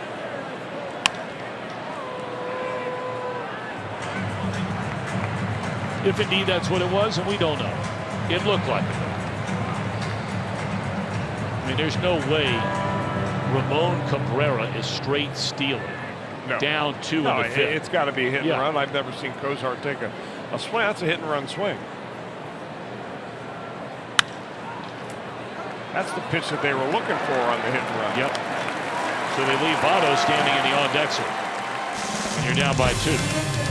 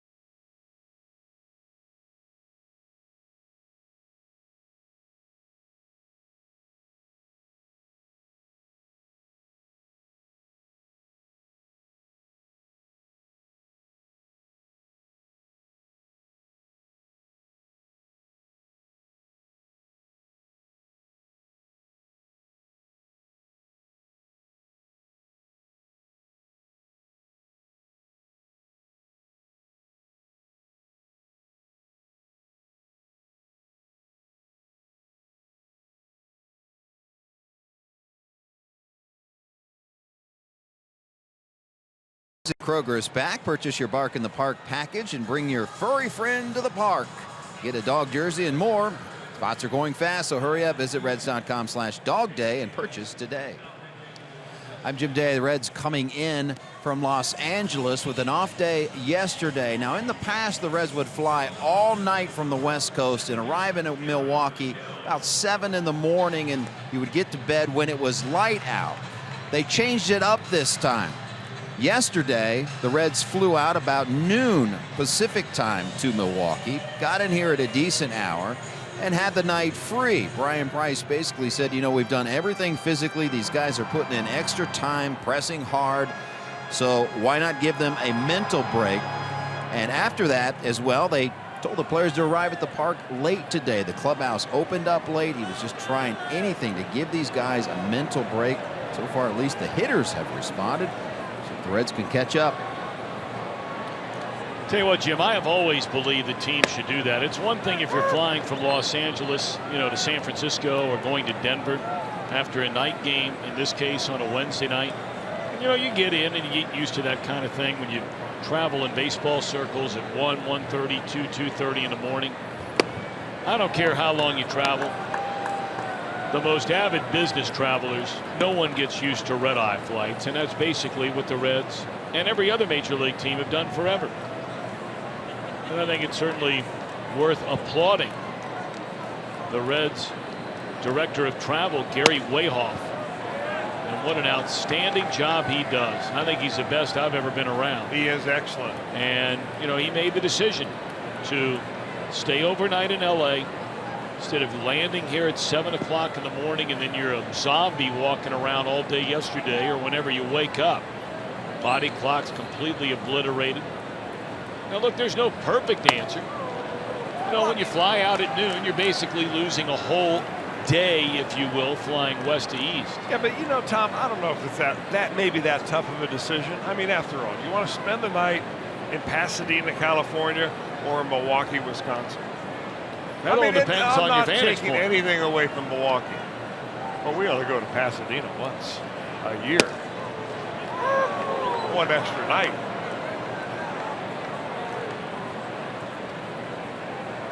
Dayan Diaz takes over on the mound. Third Reds pitcher of the game.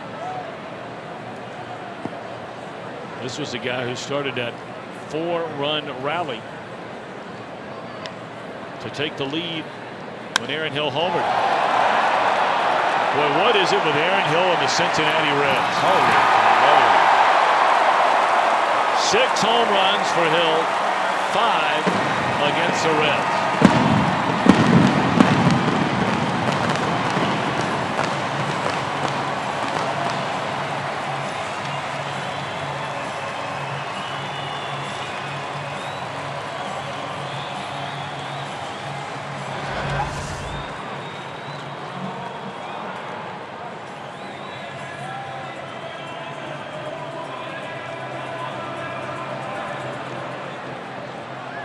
He had a 3-homer game when he knocked in 7 on May the 7th against the Reds, and now home runs in back-to-back at-bats in the 4th and 5th innings tonight. Lead back to 3 for the Brewers.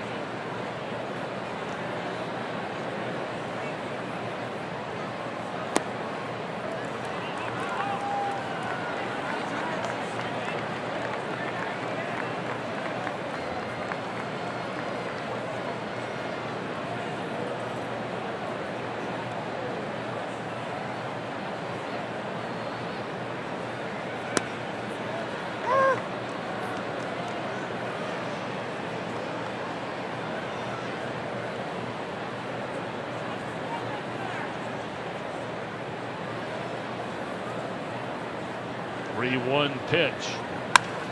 Base hit right field by Flores.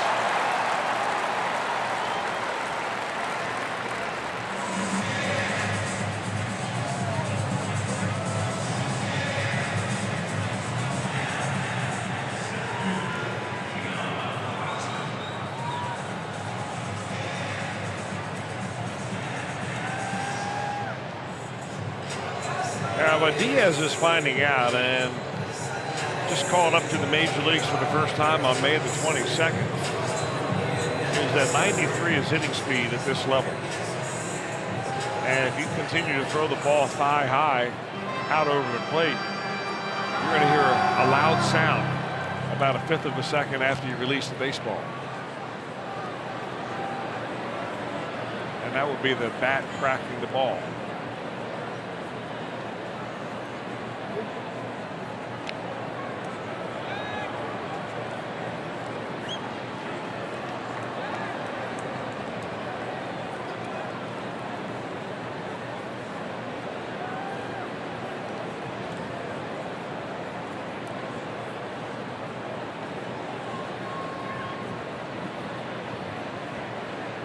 Here's Broxton, who has hit 2 balls right on the screws in the game tonight. And if you weren't with us earlier, we were talking about Broxton, who got his first major league hit yesterday and his 25th major league at bat, or his 25th at bat this year, the 27th at bat of his major league career.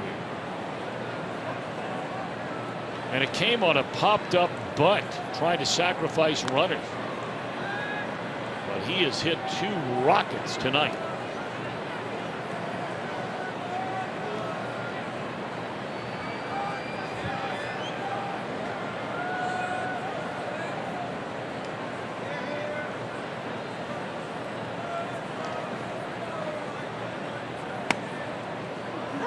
When he got traded over here from the Pittsburgh Pirates last year, Broxton, as you mentioned, Tommy, he was put in as a pinch runner. He only had a couple of at-bats at the plate, had a stolen base for the Pirates. Comes over here in the wintertime, and the Brewers had 9 players that were competing for that center field job. And it was Broxton that won out and became the opening day starter. They're going to continue to play him to find out whether he's got what it takes to play in the major leagues every day.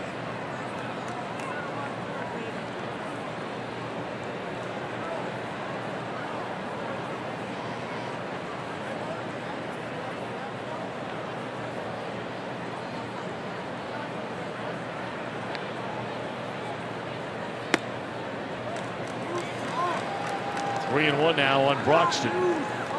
We are only in the bottom of the 5th inning. Teams have combined for 11 runs, 15 hits.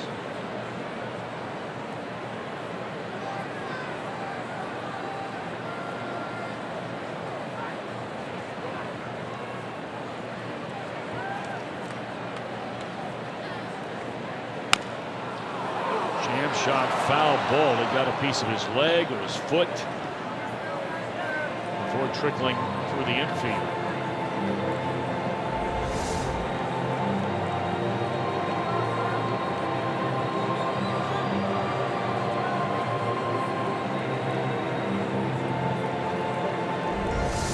He got underneath the knee, around the shin area. Now, Broxton is from Lakeland, Florida, where he was a 2-sport star. I mean star. He had Lakeland Senior High School.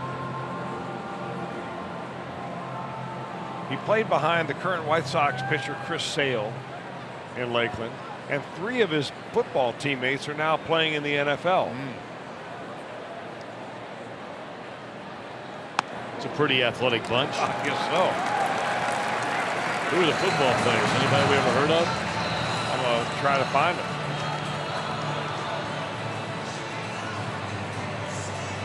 A lot of great football players we know come out of the state of Ohio. A whole bunch of them come out of the state of Florida.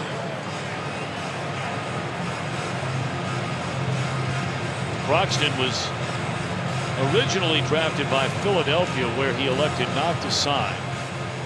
Then the Diamondbacks drafted him in the 3rd round in 2009. Wound up being traded to Pittsburgh, brought up to the big leagues last year, and then traded this year. I actually went over and played in the wintertime of 2014 in Australia, in the Australian Winter League, so he could get more playing time.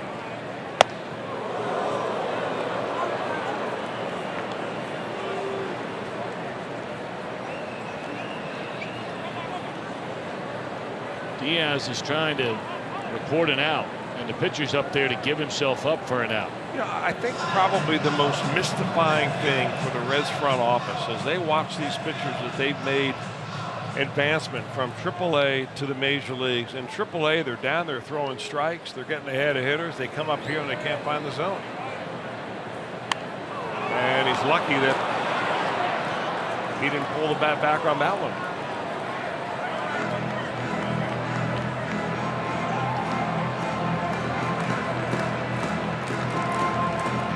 Look at all the numbers of the pitchers that have made that shuttle back and forth in Louisville. I mean, most of them have had good numbers down there. They come right after the hitters down there in Louisville for the bats. And they come up to the major leagues, and maybe it's because they get touched up a little bit. They feel like their stuff's not good enough. They have to nibble a little bit. All of a sudden, you're missing pitches off the zone. You're getting into hitters' counts, and then they unload on you.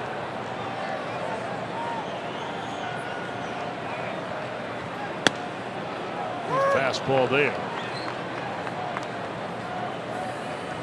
Diane Diaz promoted on Sunday from Louisville.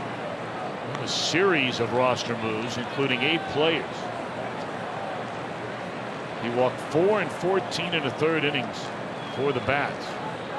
Made his major league debut against Seattle through a scoreless inning, and there's strike 3. That had to happen. That was terrible form by Davies.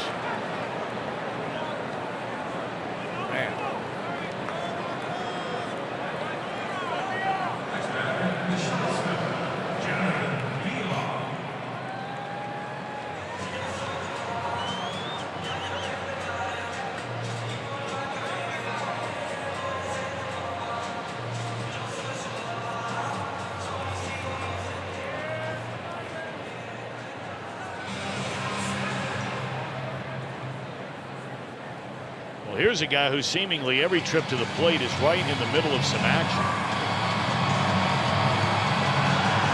The arm Clark stole second, stole third in the first, scored a run. He came up with 2 on and 2 out, struck out in the second inning. And then with 2 outs and a runner at second base in the fourth, he doubled to give the Brewers a 4-3 lead. He would score 2 more runs in that 4-run fourth. Reds got 1 back in the fifth. Brewers have answered with a run here in the bottom of the inning. 2 on, 1 out.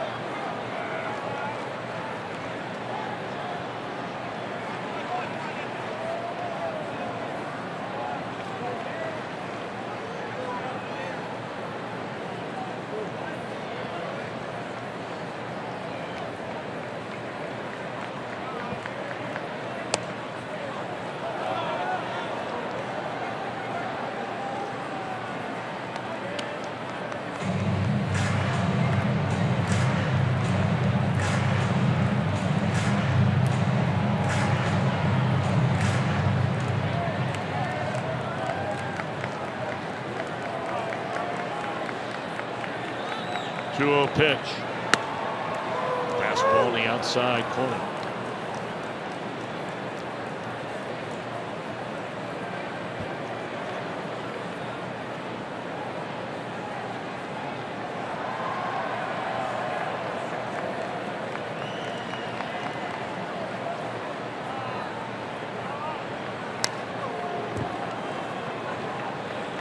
It's going to be interesting to see how VR continues to progress.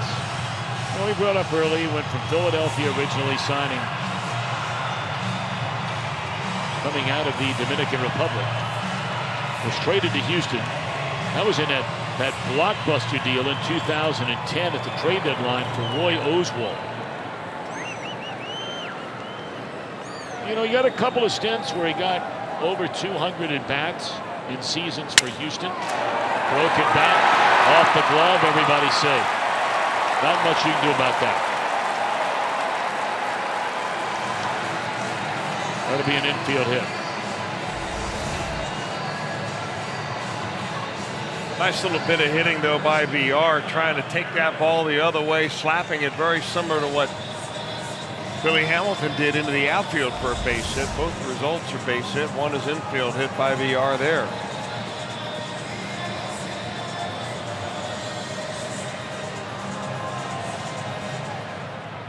So they are loaded for Perez. And the Brewers are trying to kick in the door in this game. I mean, we're getting into Ryan Braun territory next. Diaz needs a strikeout or a double play ball in a hurry. Ball 1. You know, to finish the thought on VR. Hit 243 in 58 games in 13 when he came to the big leagues. Nearly 90 games, hit barely over 200. But then last year, in a little better than 50 games, that batting average jumped up to 284. Much higher on-base percentage last year. And he is still so young for a guy with all that sort of mileage on him. But he is having an outstanding year, or an outstanding nearly 2 months so far this year. This could be that double play ball. There's one. Can they turn it over? They got it. And that is exactly what Diaz needed. Votto threw home. There's already 3 an out outs. in the You don't inning. need to get the 4th. No, you don't. I don't know. Maybe the first baseman lost count of outs and threw it to the plate. Or maybe they just, in case they thought it was safe at first. Yep. So they get the big double play. It's a 3-run game.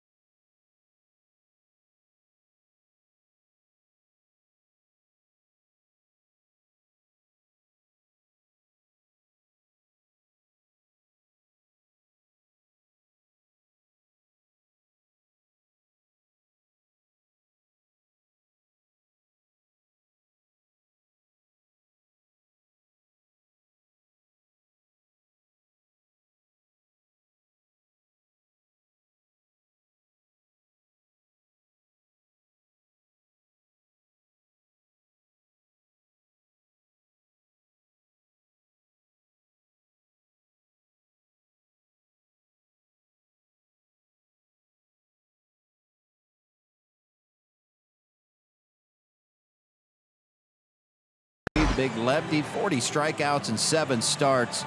And a very nice 2.21 ERA. Robert Stevenson, these are updated numbers because he pitched tonight. 40 strikeouts and 8 starts. An ERA just over 3 because he gave up 4 runs in 7 innings pitched tonight. But we've seen Stevenson up here twice and has one of the deepest starts of the season, including a 2-0 record. 2 guys, barring injury, you're going to see them on the big league club coming up. John Moscott defeated Scranton Wilkes-Barre Thursday with Louisville 6 innings. And Brian Price was talking about him before the game, as this one is gone.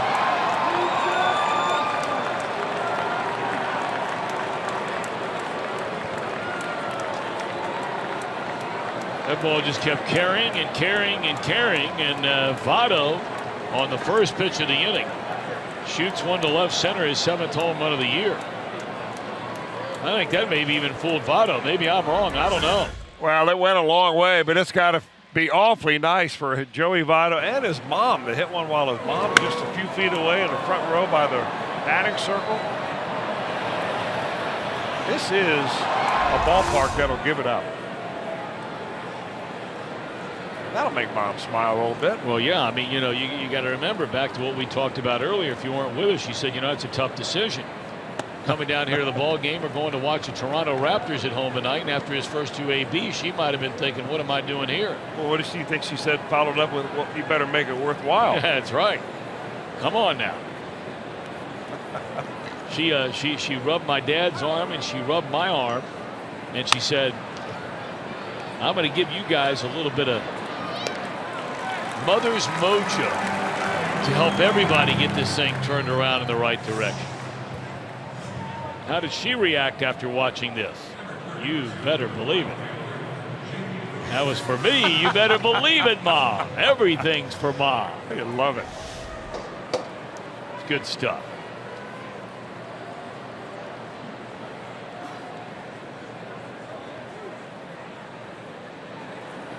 You know, she was telling us today that, you know, many of you know that Joey has 2 younger brothers. They're identical twins. And they're still in high school, playing high school baseball. And she said they are very good players. One's a center fielder, the other one's a first baseman, third baseman. One's a left-handed hitter, the other one's a right-handed hitter.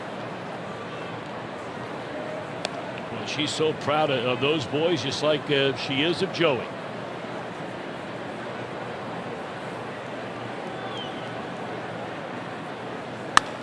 Bruce on the ground to Aaron Hill, a long throw, but it's in time. 2 out. 7-5 game. Milwaukee in front with a long way to go in this one. Only in the 6th.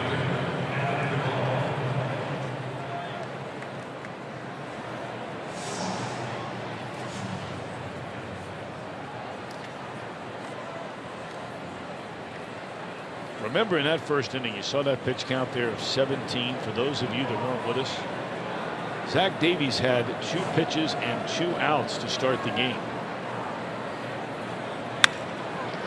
There's a base hit into center field by Duvall. His second hit in 3 at bats, including the 3-run first inning home run. Well, Davies has found that pitching and getting a win here at Miller Park is very elusive. He's never won a ball game here at Miller Park. At home, he's 0-3 career-wise, an earned run average way up over 5.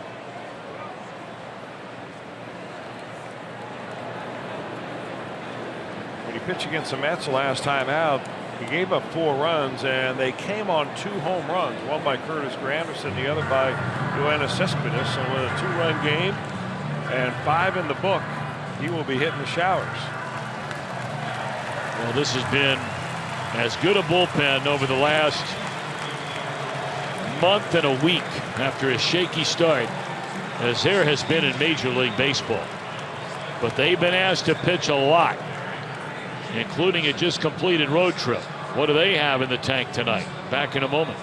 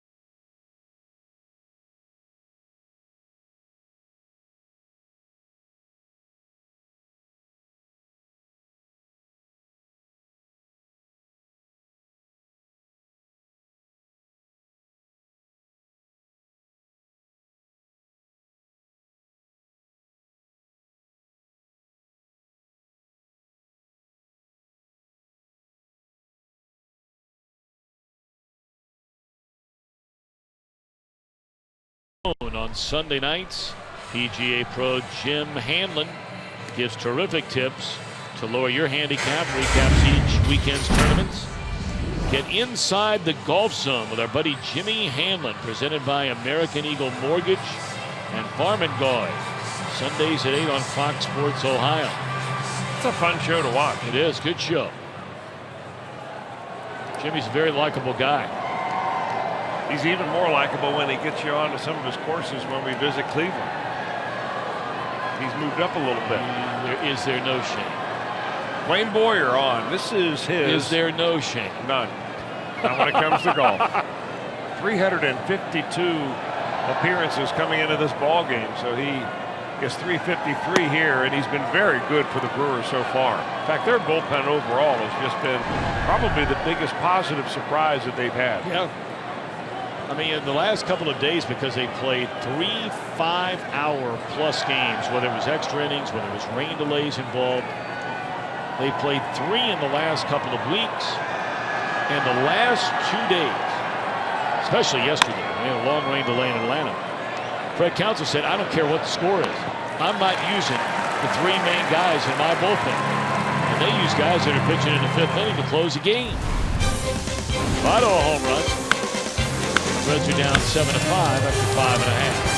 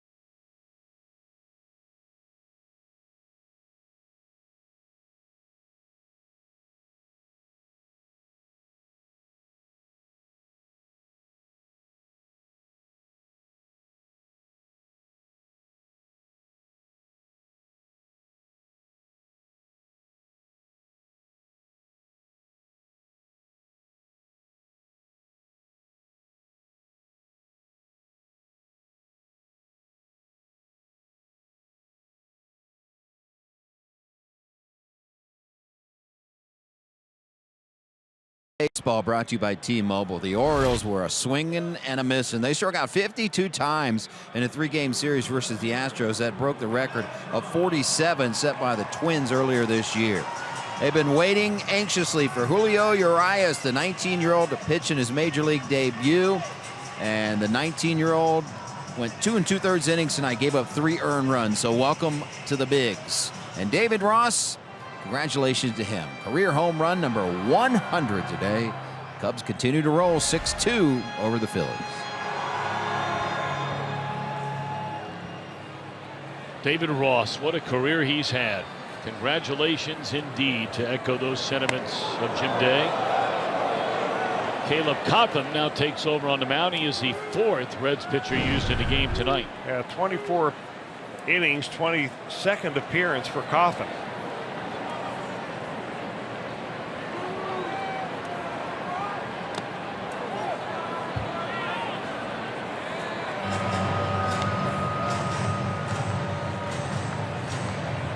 I thought it was very interesting, the comments made by Cotham.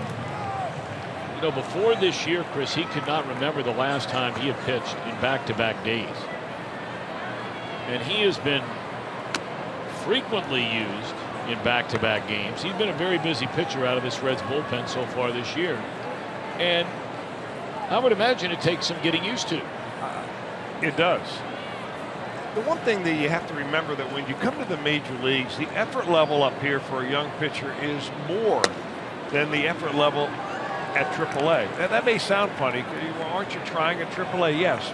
But when you get up here, everybody you face is built like Ryan Braun. These guys are all working out now. They're bigger, they're stronger. If you compare the bodies of an A-ball player or a AA player to major leaguers, it really looks like the junior varsity versus the varsity. So you come up here, and in order to get these guys out, you've got to add a little bit of everything to your pitches. A little bit more break, a little bit more finish on your fastball, and overall a little bit more effort. And there are some that believe that's one of the reasons for breakdowns of young pitchers when they come to the major leagues, because they are trying harder than they've ever tried before. It takes more pitches to retire a lineup in the major leagues than it does in the minor leagues. And that's a statistical fact, and that's a nice breaking ball right there to get Braun to chase. I think the number I heard was it takes 20 more pitches to go through a big league lineup one time than it does a minor league lineup. That's a lot. That's a lot.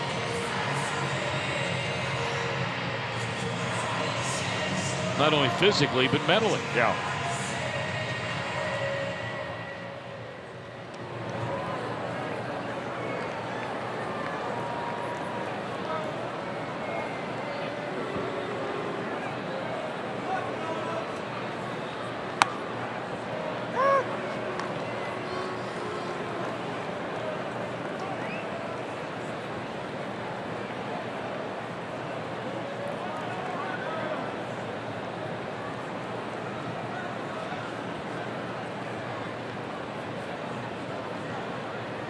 Jonathan Lucroy takes a fastball up, team in the count at 1-1. Been a real good night for this Milwaukee catcher.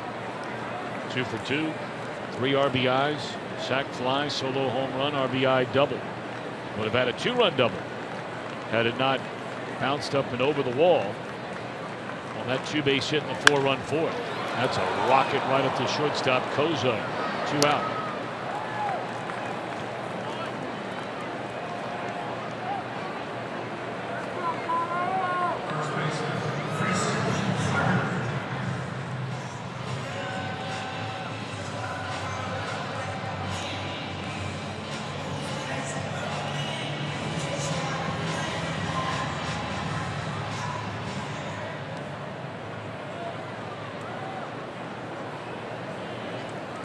Here's Carter, 0 for 3. A pop to second, a strikeout, and a line out to right field. Threw a fastball right by him to Cotham there.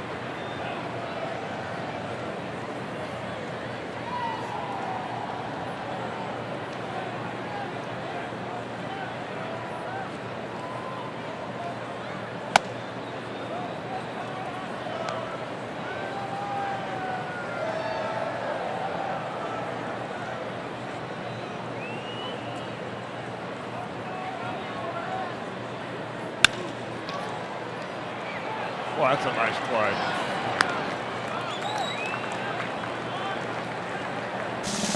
Rosar throws out Carter. A perfect 6 for Cotham.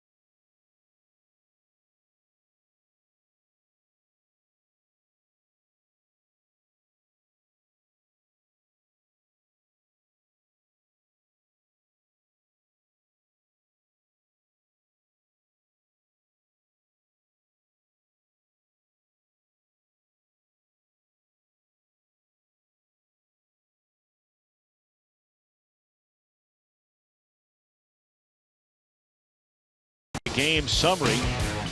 Things started well for the Reds tonight. They got a 3-run home run by Adam Duvall, his 10th of the year, to jump in front 3-0. But after getting a run in the bottom of the first inning, Milwaukee would draw within a run in the third. Lou Croy launches one, his 7th of the year. And then to lead off what turned out to be a 4-run fourth inning against John Lamb, a home run by Aaron Hill. The teams traded runs in the 5th. Votto homered in the 6th. And you're up to speed with Mom high-fiving those around her, coming in from Toronto to watch her son play tonight. One of her sons play tonight. 7-5. Boyer to face the ladder third. Hamilton, Cabrera, and then a pinch hitter.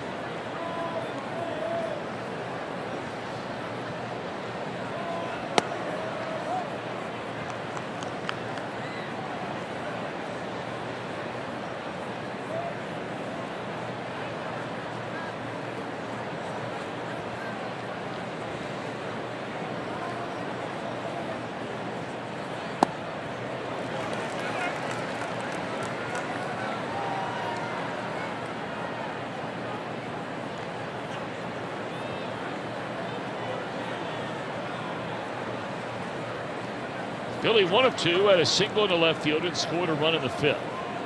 1 ball and 2 strikes.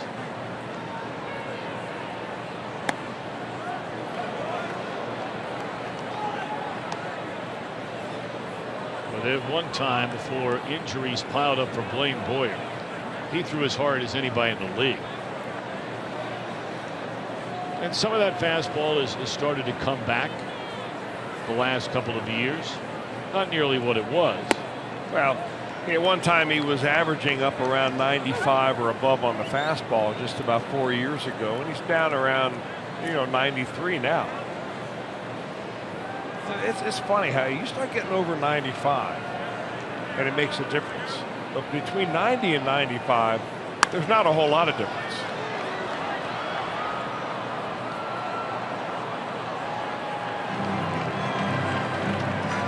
Although with so much of the evaluation of pitchers reliant on the speed of the pitch, I think what you miss is any deception that a pitcher may have that is just hard to quantify. Some guys simply hide the ball better than others. Some guys have a little bit more run than others. Some pitchers are just slightly closer to home plate when they release the ball than others, even if it's only 2 inches or 3 inches. Well, that adds 3 inches to a 92-mile-an-hour fastball that the other guy that throws 92 doesn't have.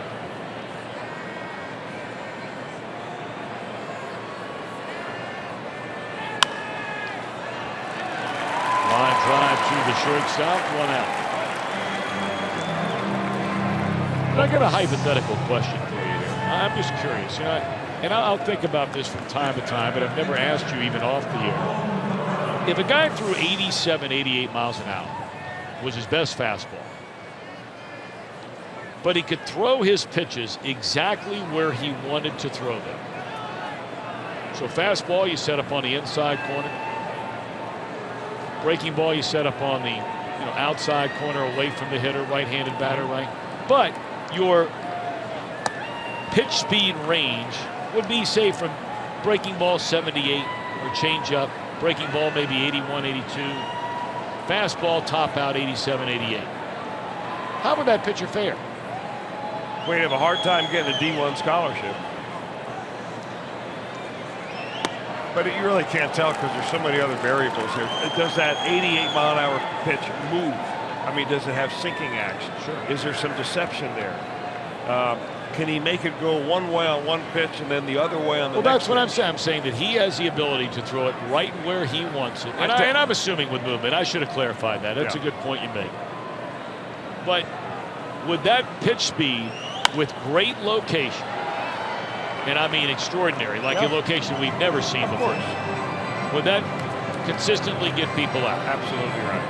Yeah. No, I'm asking you. What? I don't know. I think. Well, I mean, hypothetically, yes. Right. As long as he's got a good changeup and a good breaking ball to go with it. I mean, there are pitchers that are pitching right now like that. Jeremy Hellickson is pitching like that for the Phillies. opening day starter for the Phillies. He's had a very good year.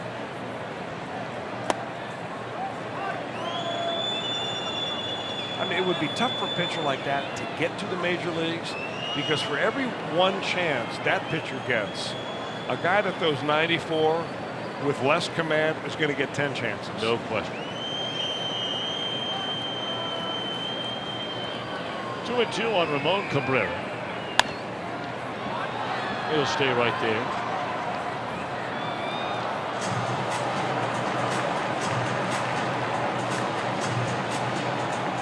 Cabrera 1-2. Had a single in the right field. A bouncer over the head of the first baseman Carter in the 5th. We are in the 7th. The Reds are down 2. Can they rally back and end this 10-game losing streak?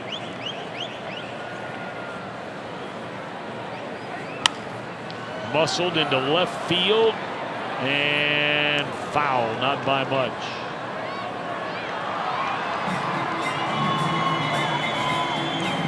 I think it's also, along that line what you were talking about, Tom. I've always wondered why big league organizations didn't take, say, a dozen pitchers at the end of spring training that they're going to release and say, all right, let's drop you down and throw sidearm or even lower than a Brad Ziegler type. And maybe 1 out of these 10 ends up being a big leaguer. Otherwise, you were going to send him home anyway. Why not have a little experiment like that? Like the Tampa Bay Rays have a knuckleball lab where they have taken about a dozen pitchers, and I'm not sure where they have this lab, but they've identified 10 of these pitchers that have shown a propensity to throw a little bit of a knuckleball, and they're going to work with them for a while and see if it works. And maybe out of one of these kids that are probably going to go home and sell shoes, well, let's continue this minor league career a little bit first, and we'll see what we can get out of it. Great point. I mean, at the cost of your old college buddy Tony Fawcett was a guy. Yeah. Right? Yeah. I mean, how many big outs did that guy get? A ton of them. I mean, he played 10 years in the minor leagues before he got a sniff of the big leagues, and then he went on and played 12 years, I think, in the big leagues. And he didn't get there when he was a hard thrower. He got there when he was a slop thrower. Sure. But he knew where it was going. I beg your pardon for interrupting there. You're starting to make a point, and it made me think of Fawcett because you talk about him often. A guy drop down, come in, be that left-hander. Boy, he got some huge outs for some very good St. Louis Cardinals teams. Yes. And see, hitters don't practice hitting off of pitchers like that. Here's Ivan De Jesus Jr. with 2 down and nobody on. 1 ball, 1 strike.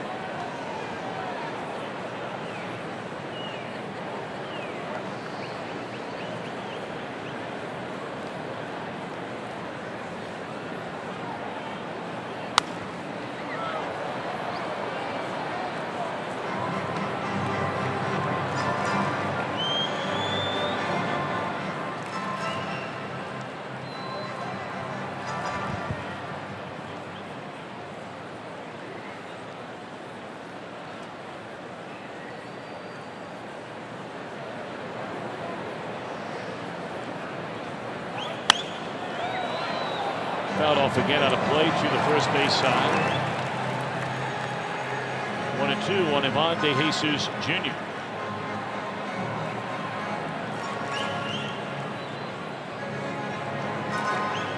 Bullpens and bullpen pitchers, it's so hard to read what you're going to get. And look no further than Blaine Boyer's Exhibit A. Swing and a miss. He goes through a perfect inning. He's retired all 4 he's faced.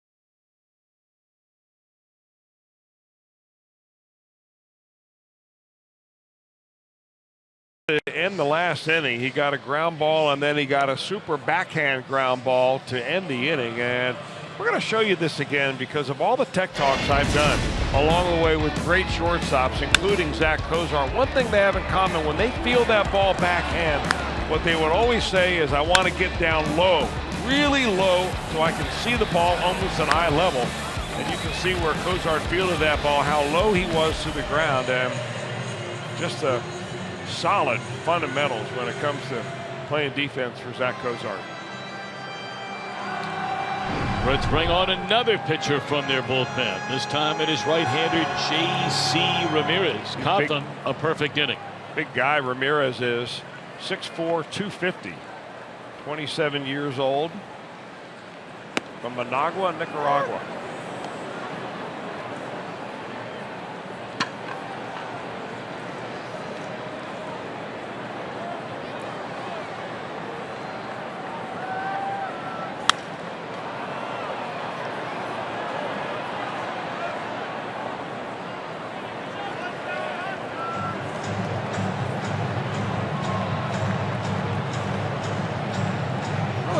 Many baseball players that come from Nicaragua. No, the most famous of all would be with the nickname El Presidente, Dennis Martinez. Yes. Played 23 years in the big leagues. Vicente Padilla pitched for a long time with the Phillies, played 14 years. Marvin Bernard. Oops. Base hit center field by Aaron Hill. What else is new for him?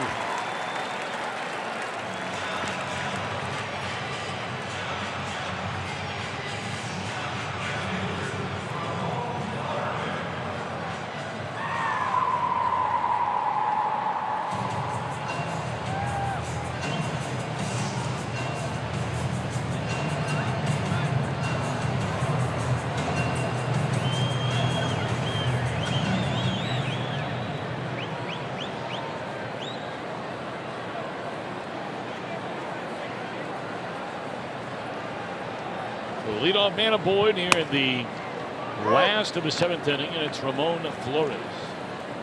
Brewers have 12 hits, and that's in 6 innings in 1 batting. 7 runs to go with 12 hits. Reds have 5 runs and 7 hits. Slowly hit. They get 1 and unable to turn it over. 1 away in the inning, lead runner cut down. That'll bring up Keon Broxton, who has 2 hits. He's had a perfect night. Throw in a walk, single, a double, a run scored.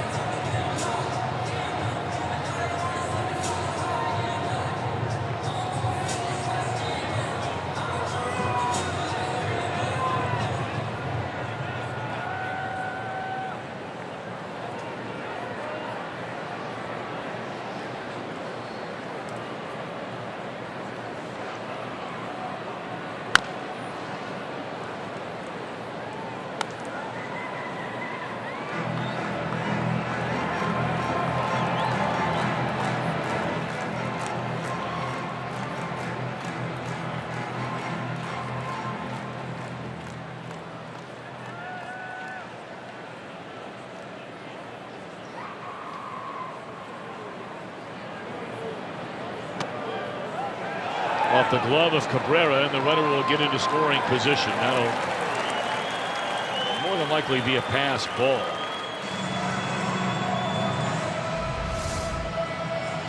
Now, a lot of run on a fastball. You got to remember that J.C. Ramirez is throwing the ball about 97 miles an hour. But that is certainly catchable.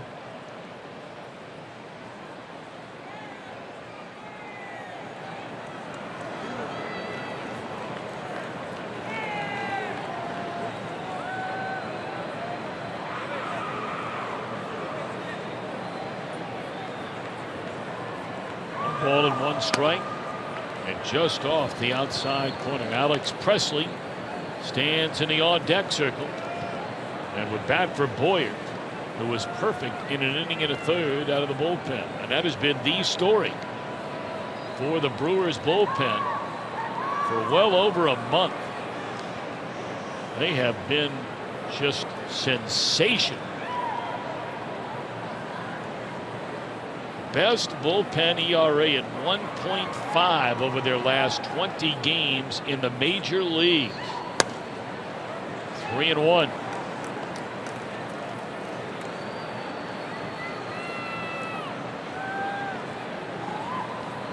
And really what you're seeing, the difference between the two bullpens of these two teams, really you could whittle it down into that one area as to a reason why the Brewers are 5 games under 500 and the Reds are 17 games under 500. That's a second out of the inning. I mean, it's as simple as that. I'm not saying that's the only reason.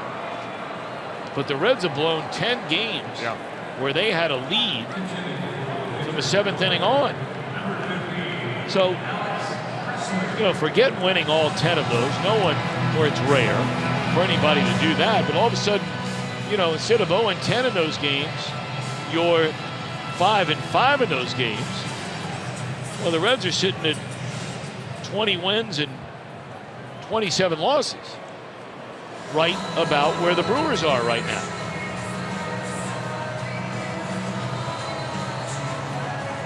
Well, make sure they know the scouting report on Presley before he pinch hits.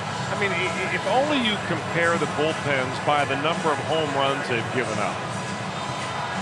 The Reds have given up more than anybody, and the Brewers have given up second most home runs as a bullpen. But the problem is the Reds have given up 36, the Brewers 24. So the Reds have separated themselves from the rest of the field. You can look at the Mets bullpen. They've given up 9.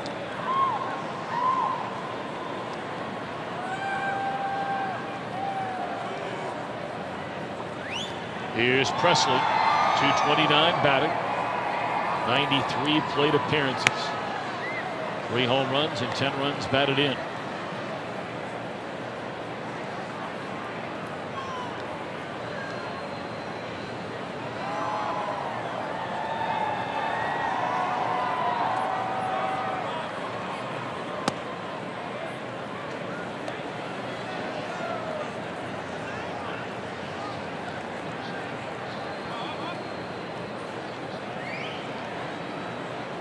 Big pitch right here by Ramirez. As a pinch hitter, Presley is 3 out of 8.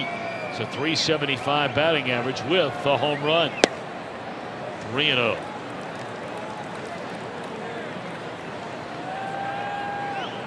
And it's certainly not in the game plan to perhaps give a free pass to a guy who's been sitting on that bench cold all night. For a guy who's been right in the very heart of the action all night long, waiting on deck, and it's a 4-pitch walk.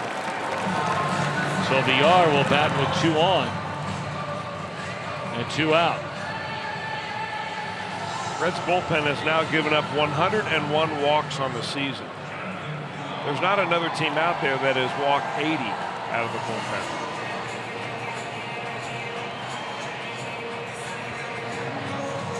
And that's the most helpless feeling you can have when you're a pitching coach or a manager and your team's not throwing the ball over the plate.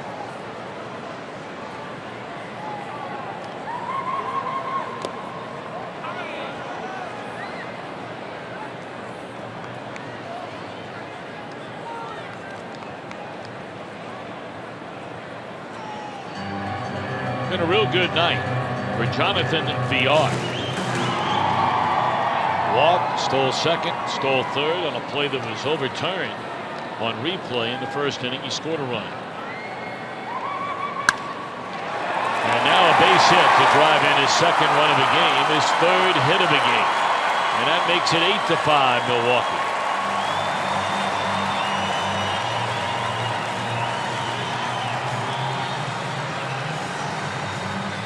It's a good looking young player here.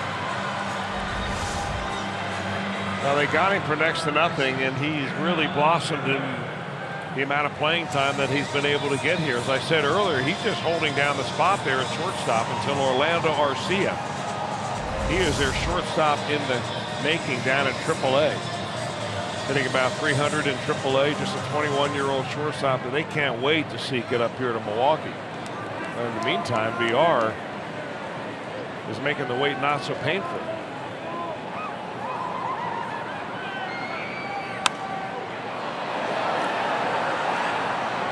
he was traded was VR. And you say next to nothing, and you're not lying. He was traded for a young man, and who knows, he may go on to win a Cy Young Award one day. I have no idea. Cy Snead. He is a right-handed pitcher in the Astros organization. He had 3 good years as a starter in the Milwaukee organization, but he never threw more than 77 innings in a year. There's another hit and another run to make it 9-5. But the bottom line is Cy Snead, as of today, has pitched in 8 games. He's made 6 starts in Double-A. And here VR has been one of the better shortstops in the National League so far this season. Name of Cy Snead's a pretty good name for either a baseball player or a golfer. Very good.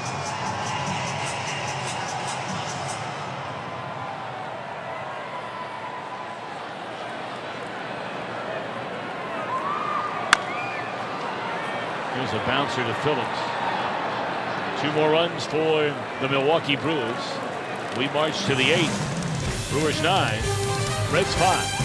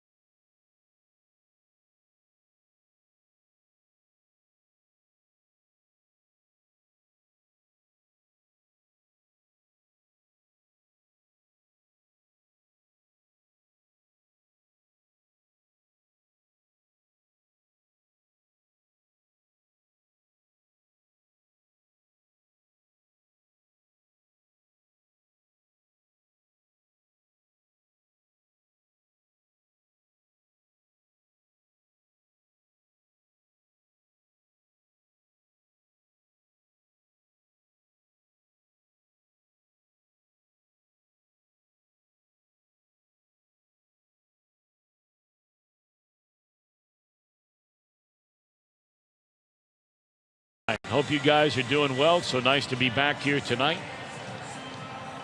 Now things not going according to form. We were thinking the Reds got off and running, scoring 3 in the first inning, and by no means is it over.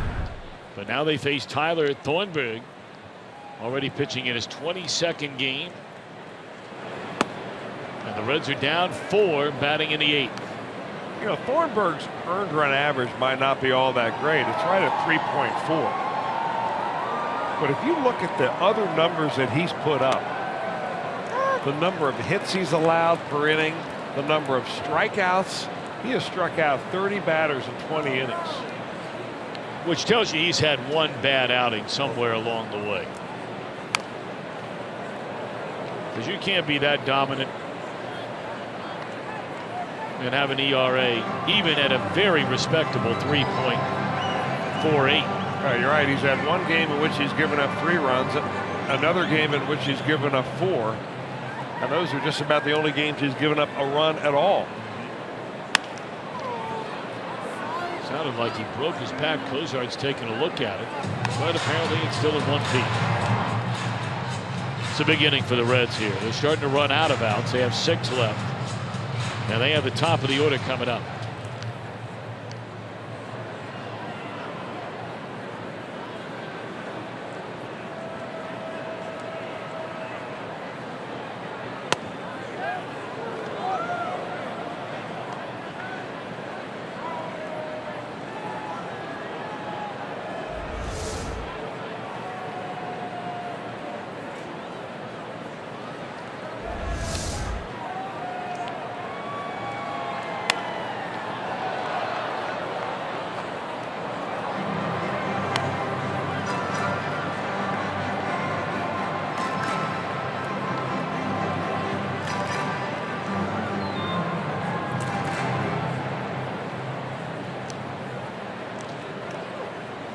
And 2 the count on Cozart. Straight up in the air, playable.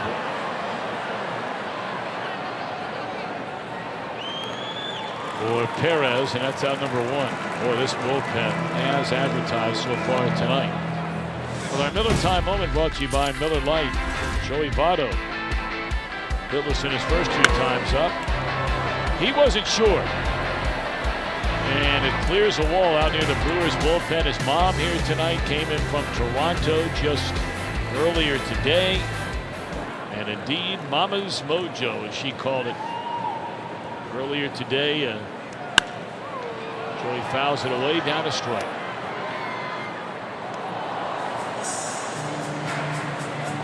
And you know what? Some might say a little on the sappy side. You call it whatever you want. For those of us who don't have Mom around anymore, anytime you see great moments with mom, son, mom, daughter, whatever it is, you're grateful for it.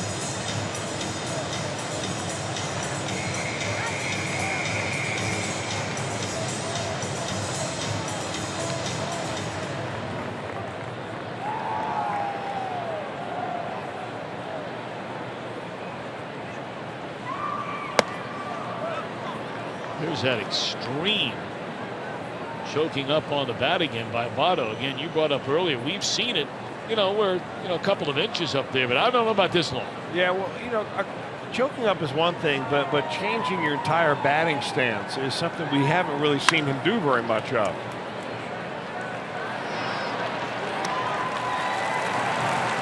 Two out.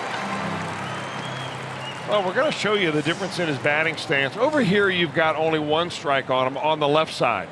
But on the right side is with 2 strikes, and you see how much he's bent over.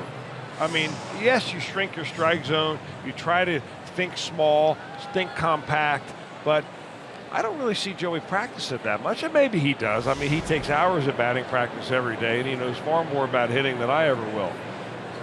But it's a dramatic change with 2 strikes, much more than just choking up.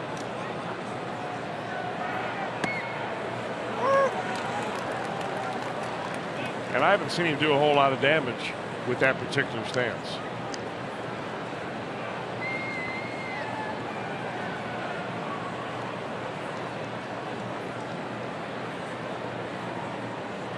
Well, and 1 on Brandon. And fooled badly on a breaking ball there. Yeah, the one thing that is in common with the last 3 relievers that the Brewers use in a ball game in which they're winning and they're trying to close it out. Thornburg and Jeffress, Moyer for that matter too, they're fastball curveball pitchers.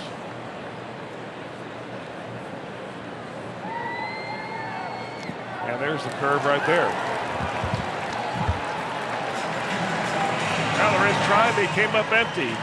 9-5 Brewers.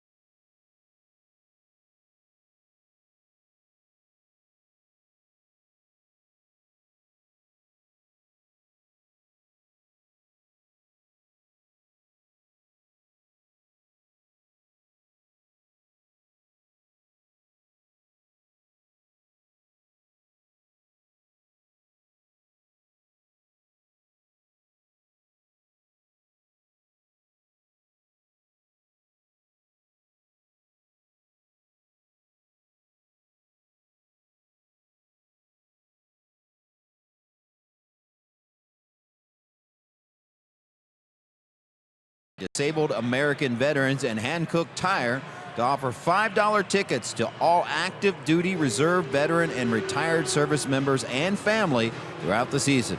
For tickets and more information, visit reds.com/military.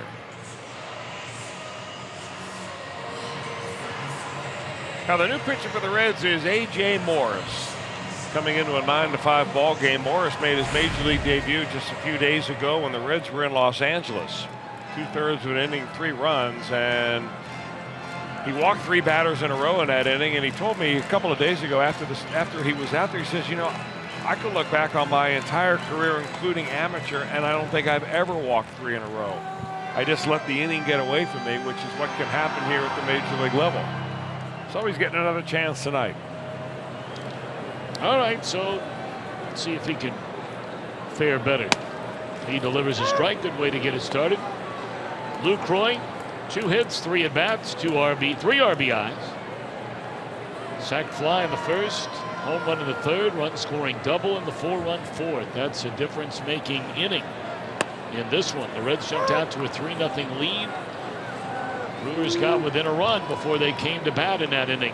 Last of the fourth, it started with a home run by Hill. Got RBIs from VR, Perez, and Lucroy, all with 2 outs in the inning to take the lead. And that lead has stood. They tacked on 2 more in the 7th. 9-5, the Brewers bat here in the last of the 8th against Morris. Ramirez gives up the 2 runs and 4 hits in his lone inning out of the bullpen.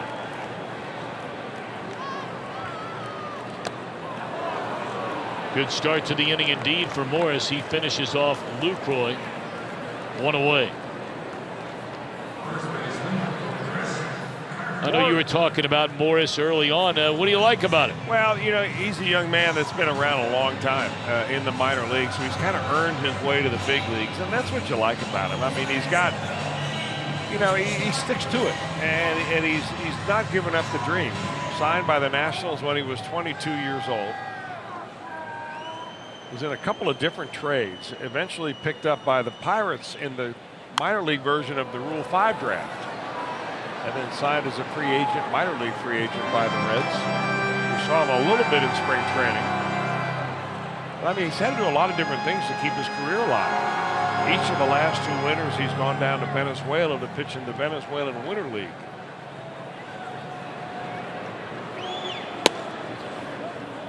Which, if you know the state of that particular country now, that is not an easy place for an American to go down and play. It is a socialist government that has fallen apart at the very seams. Like chaos everywhere. And it is brutal. And on the brink of getting even worse.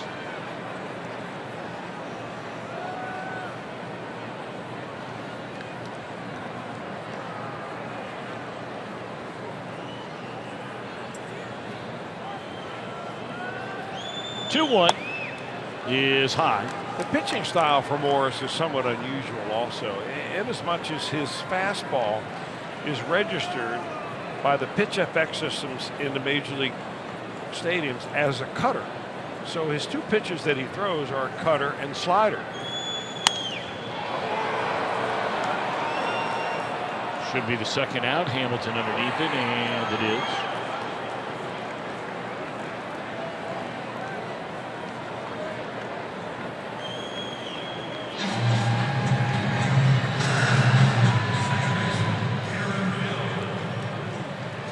The other pitcher that the Reds had that had the same type of repertoire, who was picked up, I think, on the waiver wire by the New York Yankees, was Drew Hayes.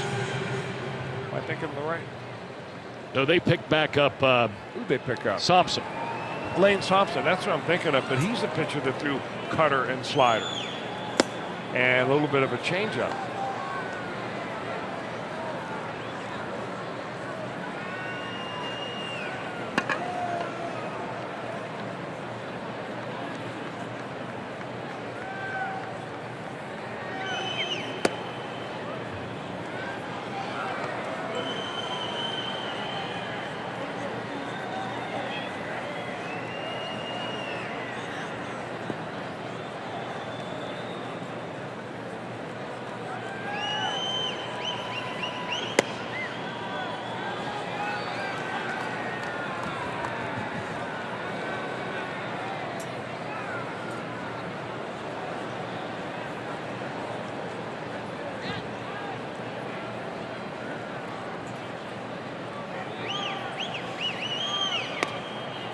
Here's ball 4. 4-pitch walk there and Hill.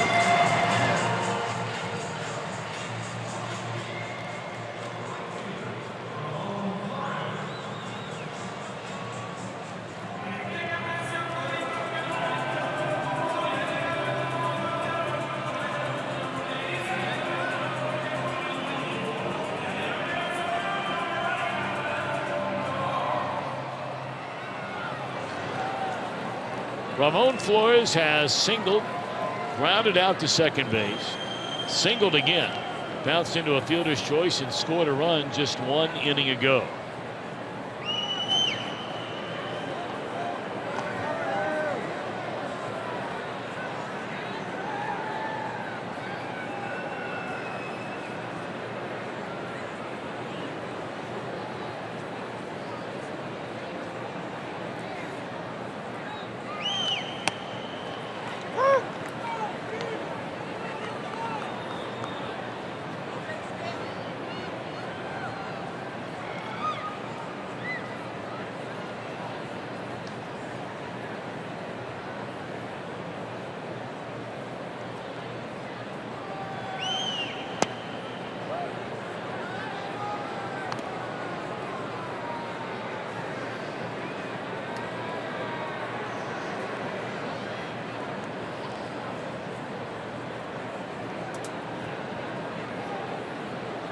And 1 to Flores. 1 on and 2 outs. In the last of the 8th inning, 9 runs, 14 hits, 9 left on base for Milwaukee. 5 runs, 7 hits for the Reds, but they had 3 of the 5 runs, 3 of the 7 hits after 5 batters in the game. Had a run on 2 hits in the 5th, a run and 2 hits in the 6th. Entered the Milwaukee bullpen, and the Reds have not had a base runner against the duo of Boyer and Thornburg.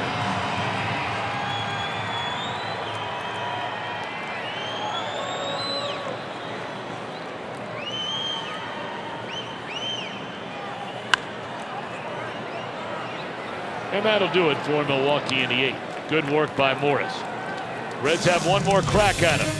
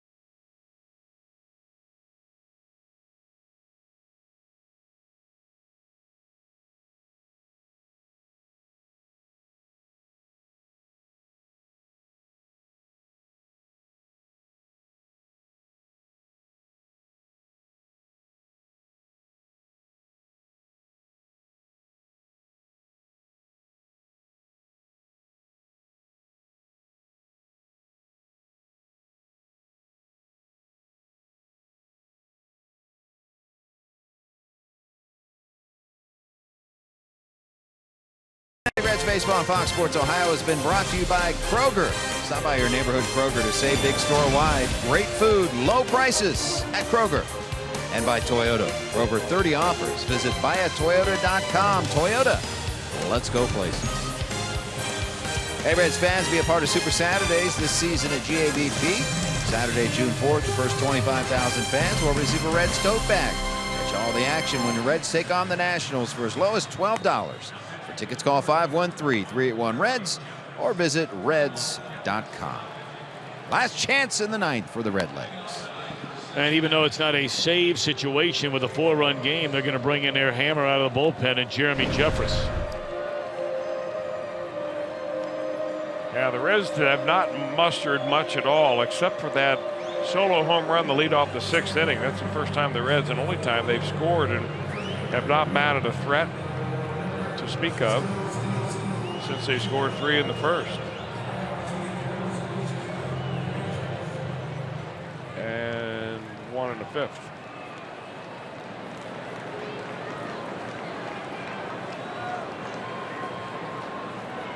So Jay Bruce to lead things off here in the Cincinnati 9th inning. And he's quickly behind a strike on a 96-mile-per-hour fastball. Bruce, Duvall, Suarez. Reds need a lot more than that. Down by 4 here in the 9th.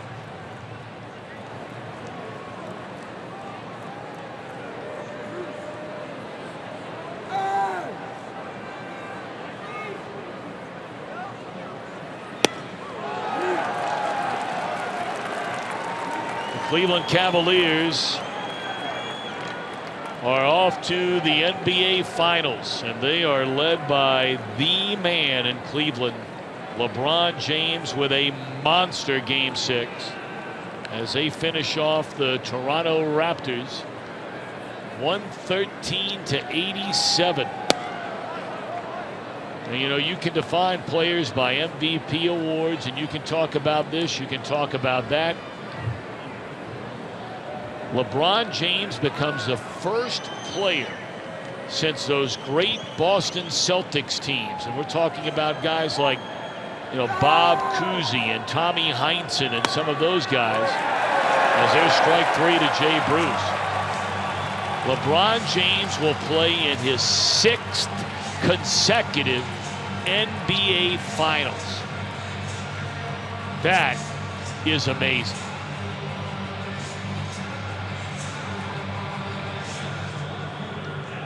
6 in a row.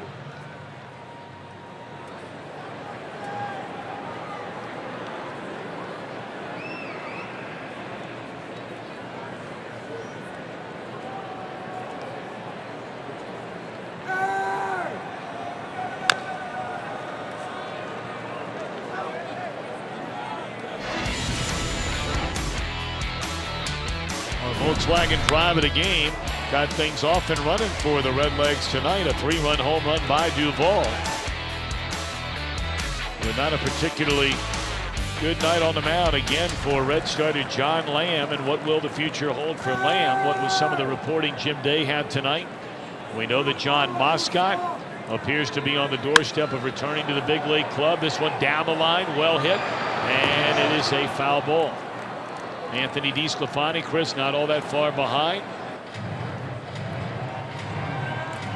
Well, we've said all along that sooner or later the personnel on this pitching staff is going to change and change dramatically. Yep. And I think you're just talking about the beginning of it.